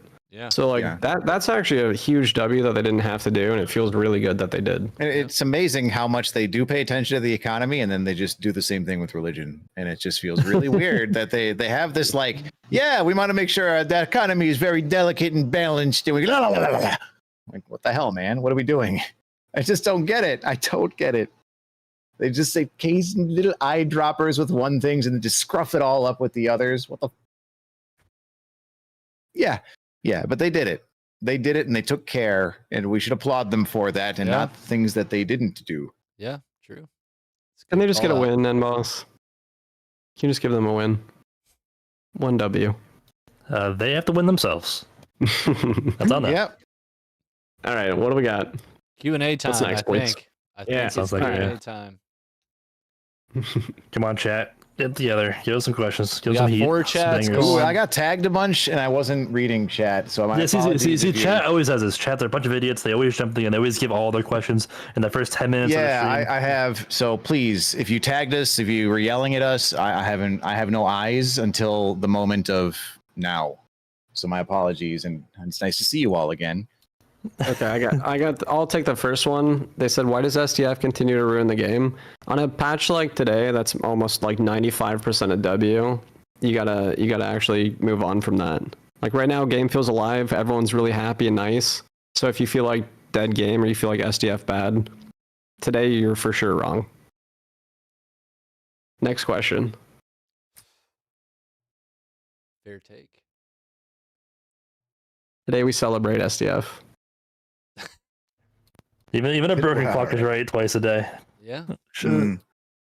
I'm sure there's a lot of people that have different varying opinions, and I still have an opinion that is like half settled and half in the air. Just to clarify, I'm waiting for like the residual shockwave still. I know that there's just that gear injection and the changes with the queues, and I'm wondering, I need more input, more data. In a day or two, I want to see how solo self-found feels. I really wish we got to play SSF with the game like this, with bosses being active and free, and the loot being like this and journey like this. Whoa! Oh man, yeah, it would have been heat. We did kind of lose out on that. The actual like fighting over the bosses. And crafts. Yeah, but that's how it goes. I don't know. You know, institute an idea, sort of half-assed, maybe even bad. Kind of step it back. It was funny. Improve on it. I was logging through my characters just real quick, and I logged into a guy and I was like, "What the fuck is this?" And I looked at his kit, and it was like 4 pieces were found by like Slippy Dippy Dan, and I was like, "Oh." And I remembered the battle I had with Slippy Dippy Dan and his like fucking 317 move speed solo self-found cleric kit and this epic back and forth. And finally I took that kit from him and it was the most meaningful moment. I remembered that battle, and you know what? I know fucking Slippy Dippy Dan. He's out there somewhere, fucking end boss, because I took that gear off of him and it was his best kit that he put together during the solo self-found era. And that was some shit that just like I went through chat and I was like, that's what we lost, man. That's what we lost. We lost the Slippy Dippy Dans of the solo self-found era. We lost the tragedy and the tales of victory from the bards. It's all gone.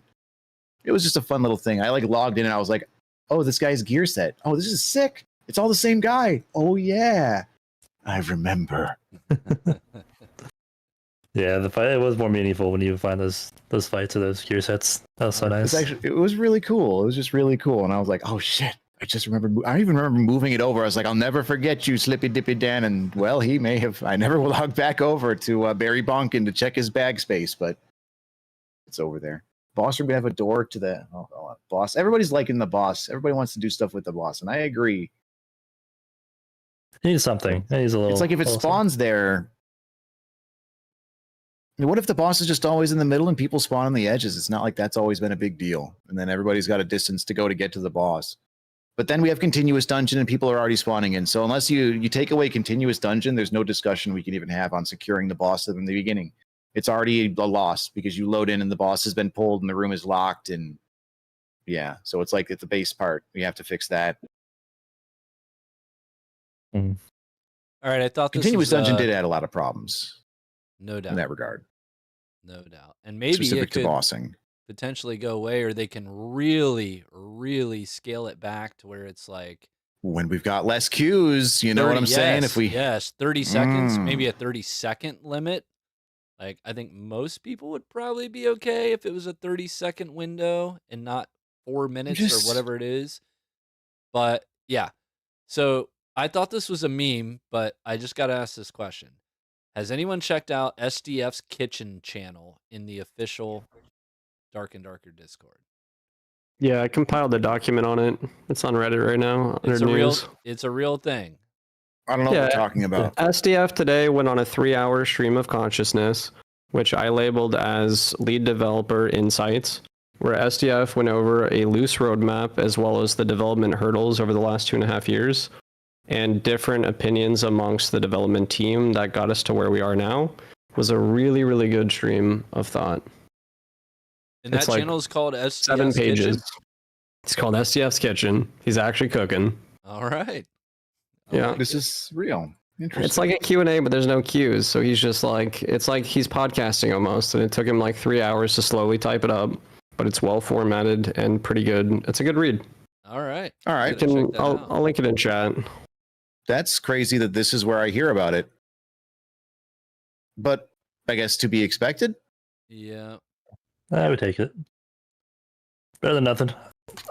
Anything that is more communication to the player base in a public forum instead of just him going to random streams and yapping. I was about to say, I half expected him to come to chat to tell us about it. Yeah. I think That's why some of what I brought up today was mentioned there. So within SDF's kitchen, he talked about how next week, according to SDF, we will have the test server up and running, and he is going to try to reduce the power gap between gear rarities and maybe reduce some of the affixes. And so that is starting next week. Patch 69 again. Okay. I mean, he said he wants it to be closer to patch 69, but keep some of what we've evolved since then, which in theory makes sense. But that's why we're like, that's what he wants, right? But like this patch, we got the move speed and the plus all, and the higher numbers. Like it's so weird that like what he wants and what we get are two different things. I actually wonder what actually goes on. Is there somebody else that he's tried to like drive this narrative for a while about wanting gear to be weaker and stuff, but for some reason we keep making it stronger and stronger. So I was curious, how did we get here? I kind of wish you would like explain. Hopefully, that's why maybe in the kitchen. Yeah, maybe you will. At least the test server will have it, dude. Like, because when we got patch 69, it really fucked with a lot of people's stashes. A ton of items changed, and like I was annoyed with earlier. It's just like if we start changing the gear again when we just got that shit today, you know, like if 6 days from now he was just like patch 69, I'd probably be like, bro, come on, like how many times are we gonna do this? But you know, 2 years later, thank God test server. And I think the majority of live service games, especially, you know, quasi MMORPGs, use the test server as a testing bed, so it doesn't just like blast onto live. And the last 2.5 years, that's basically what's happened, where we sort of have these like bumps in the road, and then we go backward and then forward. I think all of us have agreed that the test server is like a really good change, and a lot of the shit that he's cooking should go there first, so we could be like, no, this is bad. Don't do this, please. I just hope they reward people for going there.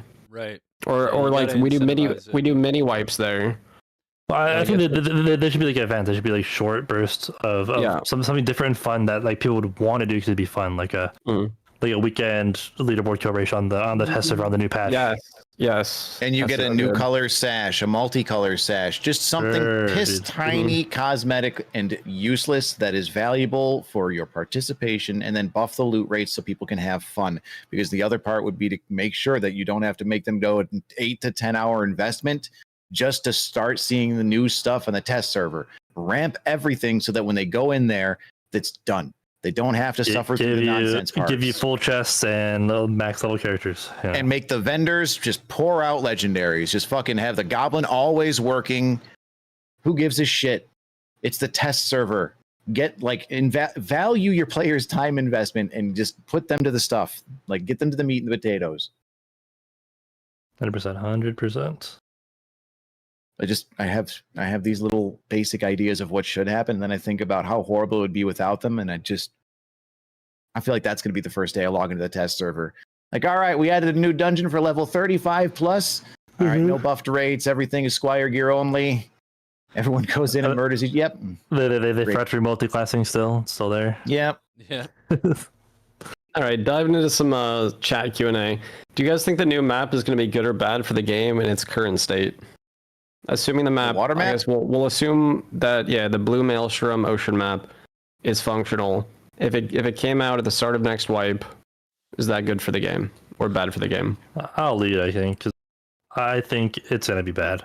For the main reason being just kind of like how when Iron Mace does all these changes to gear and then bounces around that and then changes the gear, then they have to rebalance again. I think we're gonna have a similar effect with the swimming mechanic.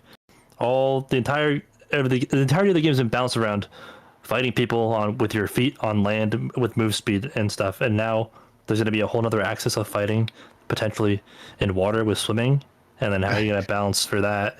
We just fixed bunny hopping. Now we're going to have dolphin diving. Yeah, that's my concern. If it wasn't for the swimming thing, I'd be more optimistic, but I think it could be a very big endeavor that will require much more development time than just the making of the map, because they're at the balance things accordingly for it. And let's be real, SCF just wants to be a manatee on his druid. He just wants the water form. That's why we're doing this. Let's be real. It's not gonna twist. I was so confused when they're like, yeah, we're gonna make a water map for a water form. I'm like, so you're making a map and you're making it because you want the form. That doesn't sound like the reason to do those things. What? Oh, well, that's my concern. I said the map sounds cool, like thematically, like the design looks cool. Just that the mechanics of swimming, we just don't need it. No. It's going to be another way for the move speed meta and the door meta, and it's going to be called like the fucking dolphin door meta, something awful as where you can close doors faster if you're half underwater. Dude, there's going to be so much slop that we're actually adding a new swim speed roll onto gear, so you could gem it. Yeah, you know, like, oh, your gear is too heavy. Now you can't swim as high as the other guy. Like, I know I'm going to be sad. So I just wait and I pray that they don't do anything crazy with actual water combat. So with the build by full Aquaman set, you know, for the water map, max swim speed, max dex. Yep. Yippee. Yeah, it's hard to get excited about the water map when, at least for me personally, I would rather see that dev time going into progression-based systems, skill trees, subclassing. That's true. It's hard, and also for the exact reasons you guys just said. Like, I mean, if I can try to steelman the opposing arguments, maybe the water map is so brilliant and the mechanics it introduces will have a cascading impact on the rest of the game for the good. Maybe. I don't feel like we have precedent for that, but let's just live in that fantasy world for a brief moment. Maybe there is a world where that map is the experimental map, which hopefully will be on the test server. And I wanted to ask you, Josh, did SDF say, is it going to be accessible for Steam users, or is it only going to be Blacksmith? Well, I mean, that's the question, right? Because originally, dating back to STF's comments, he said that he wanted to bring the test server to Steam, and then we could introduce the Steam Workshop. And at that point, they mentioned if it comes on a Steam Workshop, then the community could develop modules for both the arena and the dungeon, and then game changer. Yeah, we would vote on them like Counter-Strike, and then those maps would enter the pool, and that also cuts back on dev time. And I'm sure there are people out there who are willing to spend a lot of time and effort on something like that. Dude, so in my opinion, that can only be good for the game. Like, that sounds really good. If they put that test server out on the workshop, the Steam Workshop, that is automatic game changer right there. Because another really small. It's a great example of just a little effort making so much of a reward if you just put forth that first amount of effort. A little bit of elbow grease yields so much infinite potential. But then we have examples of that all over the place. So I just keep my fingers crossed that we're seeing a new direction and turn. Even skins. I mean, like, we don't really have that many skins, and that's something that could be workshopped that the players would love to be part of. Emotes too. Like I said, with the simple stuff is putting people in the test server, giving them participation sash, or like the way they have night cloaks and heater shields. There's so many options for, well, there's even all of those can be player made as well. Yeah. And people would be so happy to be a part of it. You know, like it would be amazing to go through and to see like the Ryan 6 days armit on somebody. You know what I mean? Like, that shit is so, I would just be like, oh shit, it is a Knight of Ryan. You know, like, there's just so many cool opportunities, and I hope we get to see that sort of stuff in the future. Cause again, little bit of effort, a lot of bit of reward. Yep. I fought Ryan yesterday. It was amazing. Oh no. We fought for like 5 minutes. He was a goddamn breakthrough fighter. So I hit my ranger trap, broke through, and he just ran right through the next trap. So he's just sprinting and just snapping them all. He's coming right at me. I was like sprinting away at max move speed. He hit me with a crossbow. I'm like slowed to 70. I jumped and did knockback shot, knocked him back a little. We both went to doors, reset. Like, that's why I love the gear. But it was a fun fight. We actually both survived, which I think is always like really crazy for Dark and Darker. One of you got to a red, probably. My take on the water map is nothing but good. I think water map, I used to feel with the amount of queues it was going to be dangerous and like just split us more, but now I'm excited for water map. All the pictures they showed in Ryan 6 days a week, speaking of him, his video on it with the data mining, showing all the new monsters, the new crafting, the muskets, the like sub bosses and the stingrays, and like all the bubbles that were on the bottom of the water makes it seem like we'll have not only swimming but also a breathing mechanic. And I really like the things that totally fundamentally change fighting. So you're fighting and you're both like drowning, you have to go to the water, bubbles to get air. Do you both go to the same one, or do they have the skills to beat you like right on top of the bubbles? Maybe you have to retreat further to a different bubble. I think it sounds friggin' awesome. I mean, you guys bring up some valid points and concerns, but for me, it's like we finally get new content after like a year, and it's genuinely new content. And I pray to God there's like a Kraken boss and you got to summon it with like horns around the map. There's like 3 phases. You got to like fight first phase on a ship, go to a different ship, summon the next like tentacle. I don't know. I think Iron Mace is cooking, man. I can see the vision, and I hope we get there. And if it's water map and then Steam Workshop and Monk and taverns and guild halls and guild wars, like, and guild bosses, that's a lot of good shit. So I would love to see all that in the next 2 or 3 years. I'm excited for the parts of the water map that you're not in the water. Sorry, I'm just reading chat's funny. I'd rather the water be treated like the literal abyss than have a swimming mechanic, kind of like the ice skate. That's actually not a bad idea, actually. Historically, when I tell you I'm going to design a map and I say it's a water map, nobody goes, oh! Everybody's going to meet that with a look of terror, horror, and depression, because associating those is, everybody immediately goes with the, oh yeah, this sucks. That sucks. I don't have a good example of a water map that I'm a big fan of. So yeah, naturally I'm going to assume it sucks because it's very difficult and notoriously annoying to make. Yeah, so water physics are a nightmare. Mm-hmm. True. Yeah. And this just, okay, so we're just starting off on the wrong foot. It's like, all right, well, we'll see where we go with it, but I'm going to, I'll remain hopeful, but real. Cautiously optimistic. Cautiously realistic. Yeah. It's just undertaking such a grand task is going to be tough. All right. Next chat question was... You guys got one? Oh, I had it, but I got to scroll up. Sorry, I actually did have it, but I lost it. Are we getting Stepped on something katanas? very sharp. Katanas and guns? That's Midnight Walkers. That's so- Midnight Walkers. Come on. Right. I'm wondering what kind of new weapons we would see for the game, especially with a new wipe. I didn't really touch on balance. Thoughts on current class balance? What do you think is too weak? What do you think is too strong? I know we talk about balance a lot on this podcast, but we didn't talk about it today at all. We've had some barbarian changes. Maybe we touch on that a little bit. Don't go too deep into it, but balance feels not too great. I think a lot of the balance problems stem from the power level of gear. Certain classes scale much better with gear than others. I think problematic classes right now, in like duos, trios at least, are like Torture Master, Exodia, Warlock, Longbow Rangers, and then you just buff ball is just a good comp, but that's like a comp problem, not a class problem. I think Barbarians are really strong in duos, solos. They're okay in trios with the right comp still, but I think that the biggest problem in class right now is the Rangers and the Warlocks for me personally. Rogues are annoying too, but you still deal with them. They're just annoying. Druids are very good too, but you don't see them, so I can't really complain.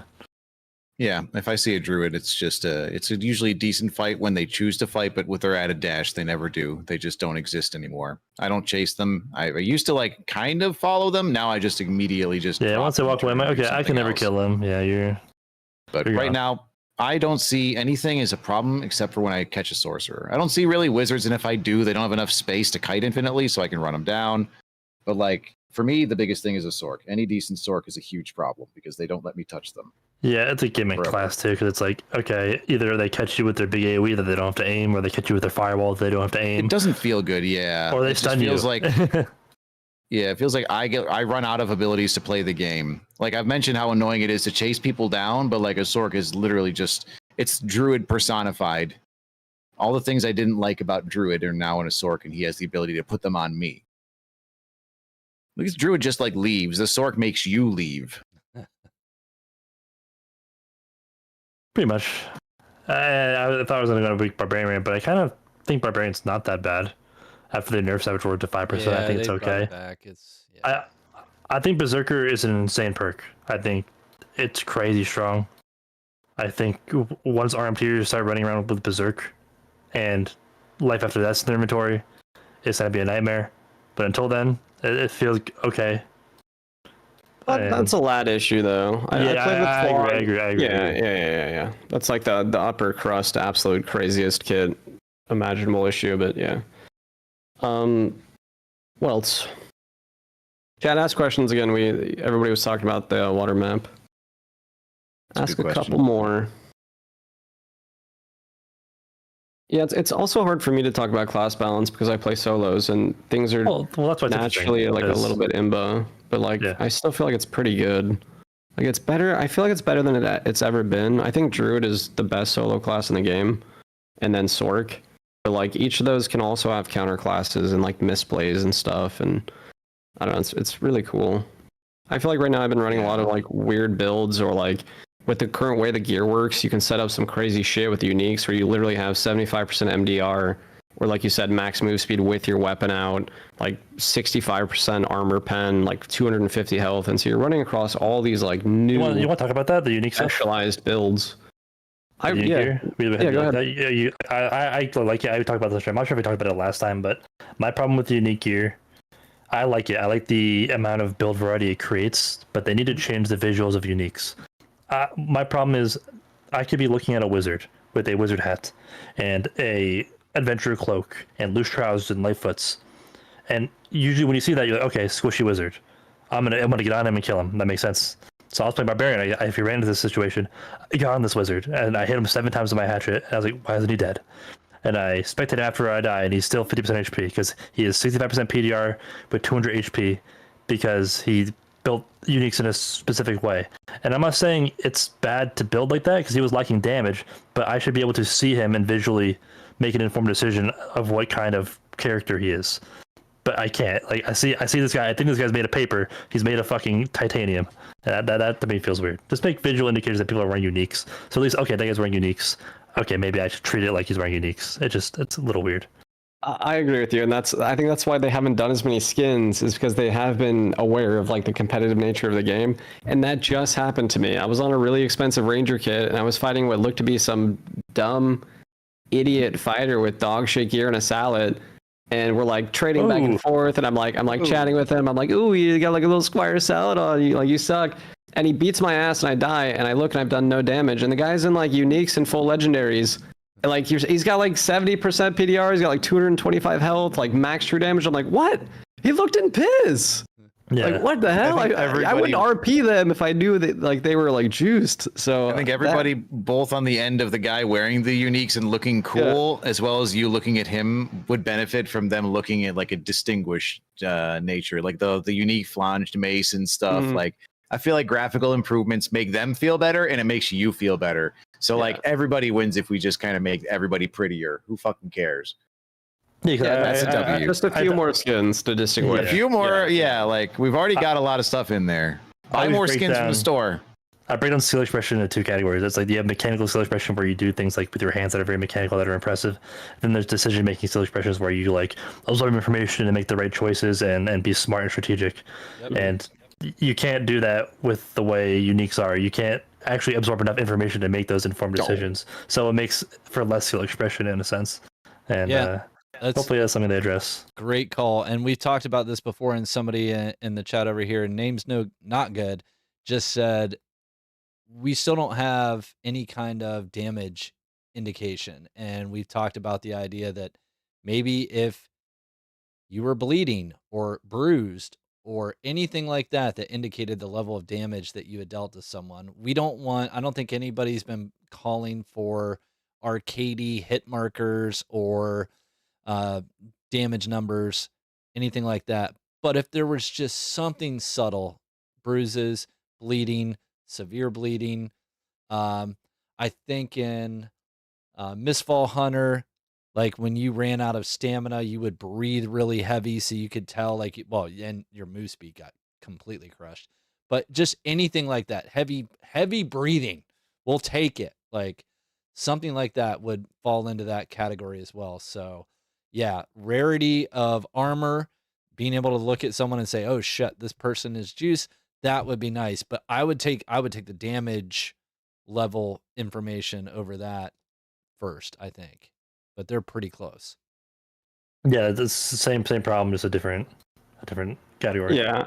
I'd rather do the gear though, because I feel like not knowing people's health is really strong in this game, and you can really posture. Like the amount of times I've lived when I'm like 1%, and I've just like raged the barbarian and run toward them, and they leave, and I'm like, holy shit! If only they had no idea, I'm like dude. fucking shutting doors, and I'm like chugging health potions. I'm like, I could be full. Don't push me. Well, but that could be a perk. Did that all That could day. be a perk, like for fighters. Like that would be good for melee classes. Like that could be a skill or a part of the training tree where it's like you display your toughness could be a characteristic where you display less to the opponent when you're really bake it into adrenaline rush. It fits the theme yes, too. Adrenaline. Yes. Yeah, that's true. And to be fair, that is a major mechanic in many different things, especially in Tarkov. You are just fucking shredded. When you lose your health, you're sitting there with no chest, no stomach, one leg, and your head's in there. You know somebody's like, "Ooh, where are you, Mr. Ratman? Are you okay? Do you need some healing? You poor little bastard." And you just fucking you roll a grenade slowly at their feet, and they're just like trying to crawl themselves away to safety. It's so much fun. But yes, it's like this hit sounds for headshots and body shots and like limb shots. It's like a slight different sound. So like, you know when you got a headshot or a body shot, it would be nice. Because we've all been in that situation like where End Boss goes in, he's hitting this guy, End Boss dies like he always does. He's like, oh, he's one, Ken, he's one. I'm like, okay, he's one. I'm getting in there. Hit him 4 more times. I don't think he's one, End Boss. I don't think. Well, you didn't hit the right guy, dude. You didn't hit the right guy. I said the other rogue was one. You're hitting him with like he's 100%. Yeah, dude, you got too close, bro. You got too close. Was one. And the next question was, what if you guys could cook up another class? Excuse me, after Monk, what would it be? Cook up a quick class. Let's start with Arcane. Paladin. Dungeons and Dragons player. Ooh. Paladin. Okay, quick breakdown. Why is Paladin different than Cleric? So swords, paladins and auras would not have the ability to cast all the spells that a cleric would be able to cast. And cleric, really, this brings up something else that came up in the chat, like chainmail. If you're spellcasting as a cleric, you shouldn't be wearing plate. And we've talked about this before. Like chainmail would be a nice compromise for that. So paladins would have the ability to wear full plate and use edged weapons and use like low-level cantrip style spells that are not as powerful as cleric spells and not as diverse. So I think there's an opportunity there once you introduce paladin to make cleric feel way better as a healer and utility spellcaster, and then give basically the DP smite cleric options to the paladin without completely nerfing the cleric into the ground for melee options. So paladin would be sweet. I'm not that excited about Artificer, but I'm probably biased because I never played it in D&D or really any video game ever. I played it in D&D. But the thing is, I don't think it would translate. It'd probably be the hardest class you could do to like make in. It wouldn't translate very well. There's a reason why games don't make the Artificer for a reason. It's just all over the place. Yeah. I'm excited for Artificer personally. Only after seeing Sork though. Like, most classes have a summonable now, right? Like, Sork has the little stupid rock golem, Warlock has the Hydra, Druid has the tree, so Artificer gets some, like, mechanical thing that throws, spits, or shoots something and kind of, like, blocks the door. Clockwork and then Goblin. maybe they can, like, craft potions, almost like Midnight Walkers. They, like, craft potions, and then they can throw those. Like, we already have so many new consumables. Yeah, like, I don't know, just something that summons shit, or maybe, like, he finds stuff in round and he can like enchant your weapon with like +1 fire damage for the round. Like, I don't know, like almost like half a bard buff, but a little bit different, and then also kind of like throws shit and then kind of like does some mechanical stuff. I feel like it has a room now. I wouldn't used to think that, but now I feel like that can arrive. We're leaning into them more, yeah. Yeah. What about you, Boss? What's your class? I don't know.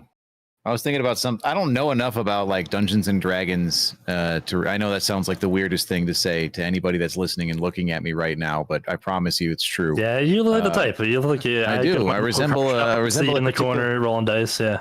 Whoa. All right. Now you know what? Anyways, I was looking at something like Death Knight or like blood related, like a Blood Knight, some kind of better than a Warlock, but not a Warlock. A more thematic, like based on plate, undead warrior sort of thing. Blood DK. Something around like a Blood DK. I don't know.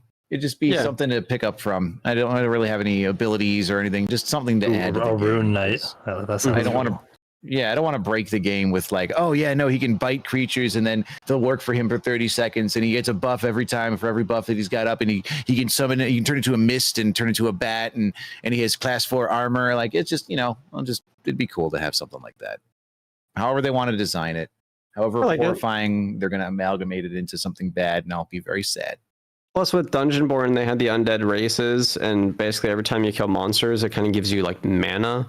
And you use that. Souls. I feel like Death Knight, because they already have souls with the Warlock. You just kind of build on that system. They can get up to 10, and then all your abilities use them. So you kind of stack a bunch for each fight. And you basically, like Wizard has to go sit. You just have to go like get souls somehow. However it is, like you can harvest to translate to souls or whatever. Yeah. You can sit there and channel. Maybe one of your skills is to turn health to souls over time, so that way you don't have to worry about getting charges from another medium. Yeah, that's cool. And then you trigger. It's almost like Warlock. You're using a little bit of health to do some damage. Considering we stuff every class with bloat, it would be perfect. Give them all something amazing. Yeah, what are you doing, Ken? What? I mean, this is rip off World of War. Give me Elemental Shaman. Give me some lava brews, some lightning spells, totems. Some totems would be so cool in this game. Yeah, they would be cool. Yeah. You'd have a support class like with healing totems and regen totems. Oh my god, that'd be so sick. And then make it so you can pick the totems up, and while you're carrying them, they have like a stronger buff. Like make it a perk to where you can lift your totems and it doubles the effect while you're walking. I like that. I've always liked totems in WoW because like it was like interesting play. Like Shaman puts down a totem, it's a buff, it heals whatever. Then the enemy can just kill that totem. Like it gives them takes nothing. It takes fucking nothing to kill it. I played a shaman. It was my main. It was that and a rogue, and it was just like, I would just constantly drop the totems because you know what? Even though like I have a good totem coming up, I'm gonna put this shit totem down. You're gonna target it. I'm gonna put the good totem down. You're gonna think you got the good totem, dude. It was just fun counterplay and just silly shit. They're like, oh, what? He had a grounding totem up, dude. I didn't see it. Fuck, I missed my sheep. Oh, we're all dead. It was a lot of fun playing around with totems, and then eventually they got the ability to move totems and recall totems. But Shaman was a lot of fun with that mechanics. Yeah, and they have a lot of different play styles. You have healing, you have a cast, you have a melee option with enhanced. All three. Yeah, you're the perfect hybrid. Yep, that'd be really cool. Wind Fury. And would have she mentioned Wind Fury Barbarian. Oh man, that's okay. No Wind Fury totem. All right. But yeah, that's like searing, healing stream, just like the basics. Earthbind totem could affect everybody though, because then it would just be like, don't drop it. Oh, never mind. Fuck shaman, dude. That'd be awful. I'd grief my team out, man. Yeah, I've already died to you enough with your slows and your body blocking. What about you, Arcane? What class do you want to see, Arcane? He's got the pally. He wants that paladin. So bad. Sorry. What about you, Subby? No, I was talking about Artificer, but I almost feel like that's similar to Shaman, but I'm down for anything, man. Like I've actually, every game I've almost ever played, I always play Necromancer. I would really like to see a Necromancer. And I just feel like if the skeletons are weak enough, it would just be fun. Like they'd block you as well, so like it'd be a bitch. It's just like madness and stupid. You got like 7 little dumb skeletons. They're all just the white ones. So they get like 1 or 2 shot. And you can like kind of like give them little buffs and enhance them, and I don't know, maybe you only get like Rondell or like if they ever come out with the one that they were talking about, it gets one. Maybe you get a cooldown that turns them into like a lich buff, and they get like a little faster and attack harder for like 10 seconds. They turn red. You have to choose. Like you either get like a bunch of shitty ones, or you get like like a wraith, or like there's like little things. I was thinking about like animate guardian from PoE. Like you can find one mob and like have it. Like found a gargoyle in ruins, and you have something else, and you get one of the imps, and it follows you around and heals you. Yeah, oh god, oh man, that's sick. And then runs into a doorway, body blocks you, and you die to the squad. He's just standing there channeling you, and you're just like, no, let me over you son of a. And they're attacking it, and it actually teleports under you, and it's like a spider bounce. And it just just launches you into them, and you're like, oh, awesome. Yeah, that's great. I was thinking like a wrestler class or something that uses like special moves, like a bard. You just input like 3 different directions, and then he's like got his hands ready, but you don't know which special move he can initiate. Maybe he's got his hands in a different spot for a different suplex or a charge attack or something. Yeah, like you want to play Zangief. Monk. Yeah, play Zangief. That's what I was thinking. I was thinking like Zangief, except like the animation is always steady, so you're always like, oh fuck, he's got something charged up. Is he gonna like dive at me, or is he gonna like roundhouse kick, or is he gonna fucking belly flop, or like. Yeah, like 3 different things that they could punch. do. Yeah, like a fucking That's 360 awesome. punch, kind of like a whirlwind. Something to play with melee abilities and bard input system. Something in the systems we've already got that would be like, all right, fuck it, let's go. Vega. Oh man, yeah. Yeah, the Vega man. The classics. It'd be fun. Or like a new weapon. Would be a good new weapon for everyone. Like, let's just pick something that everybody can use that's not a fucking gun. Like gun. Mm. But Yeah, a blunderbuss like- does sound pretty cool. Yeah, a flail would be pretty cool. I think a flail would be pretty Yeah, I badass. like the Yeah.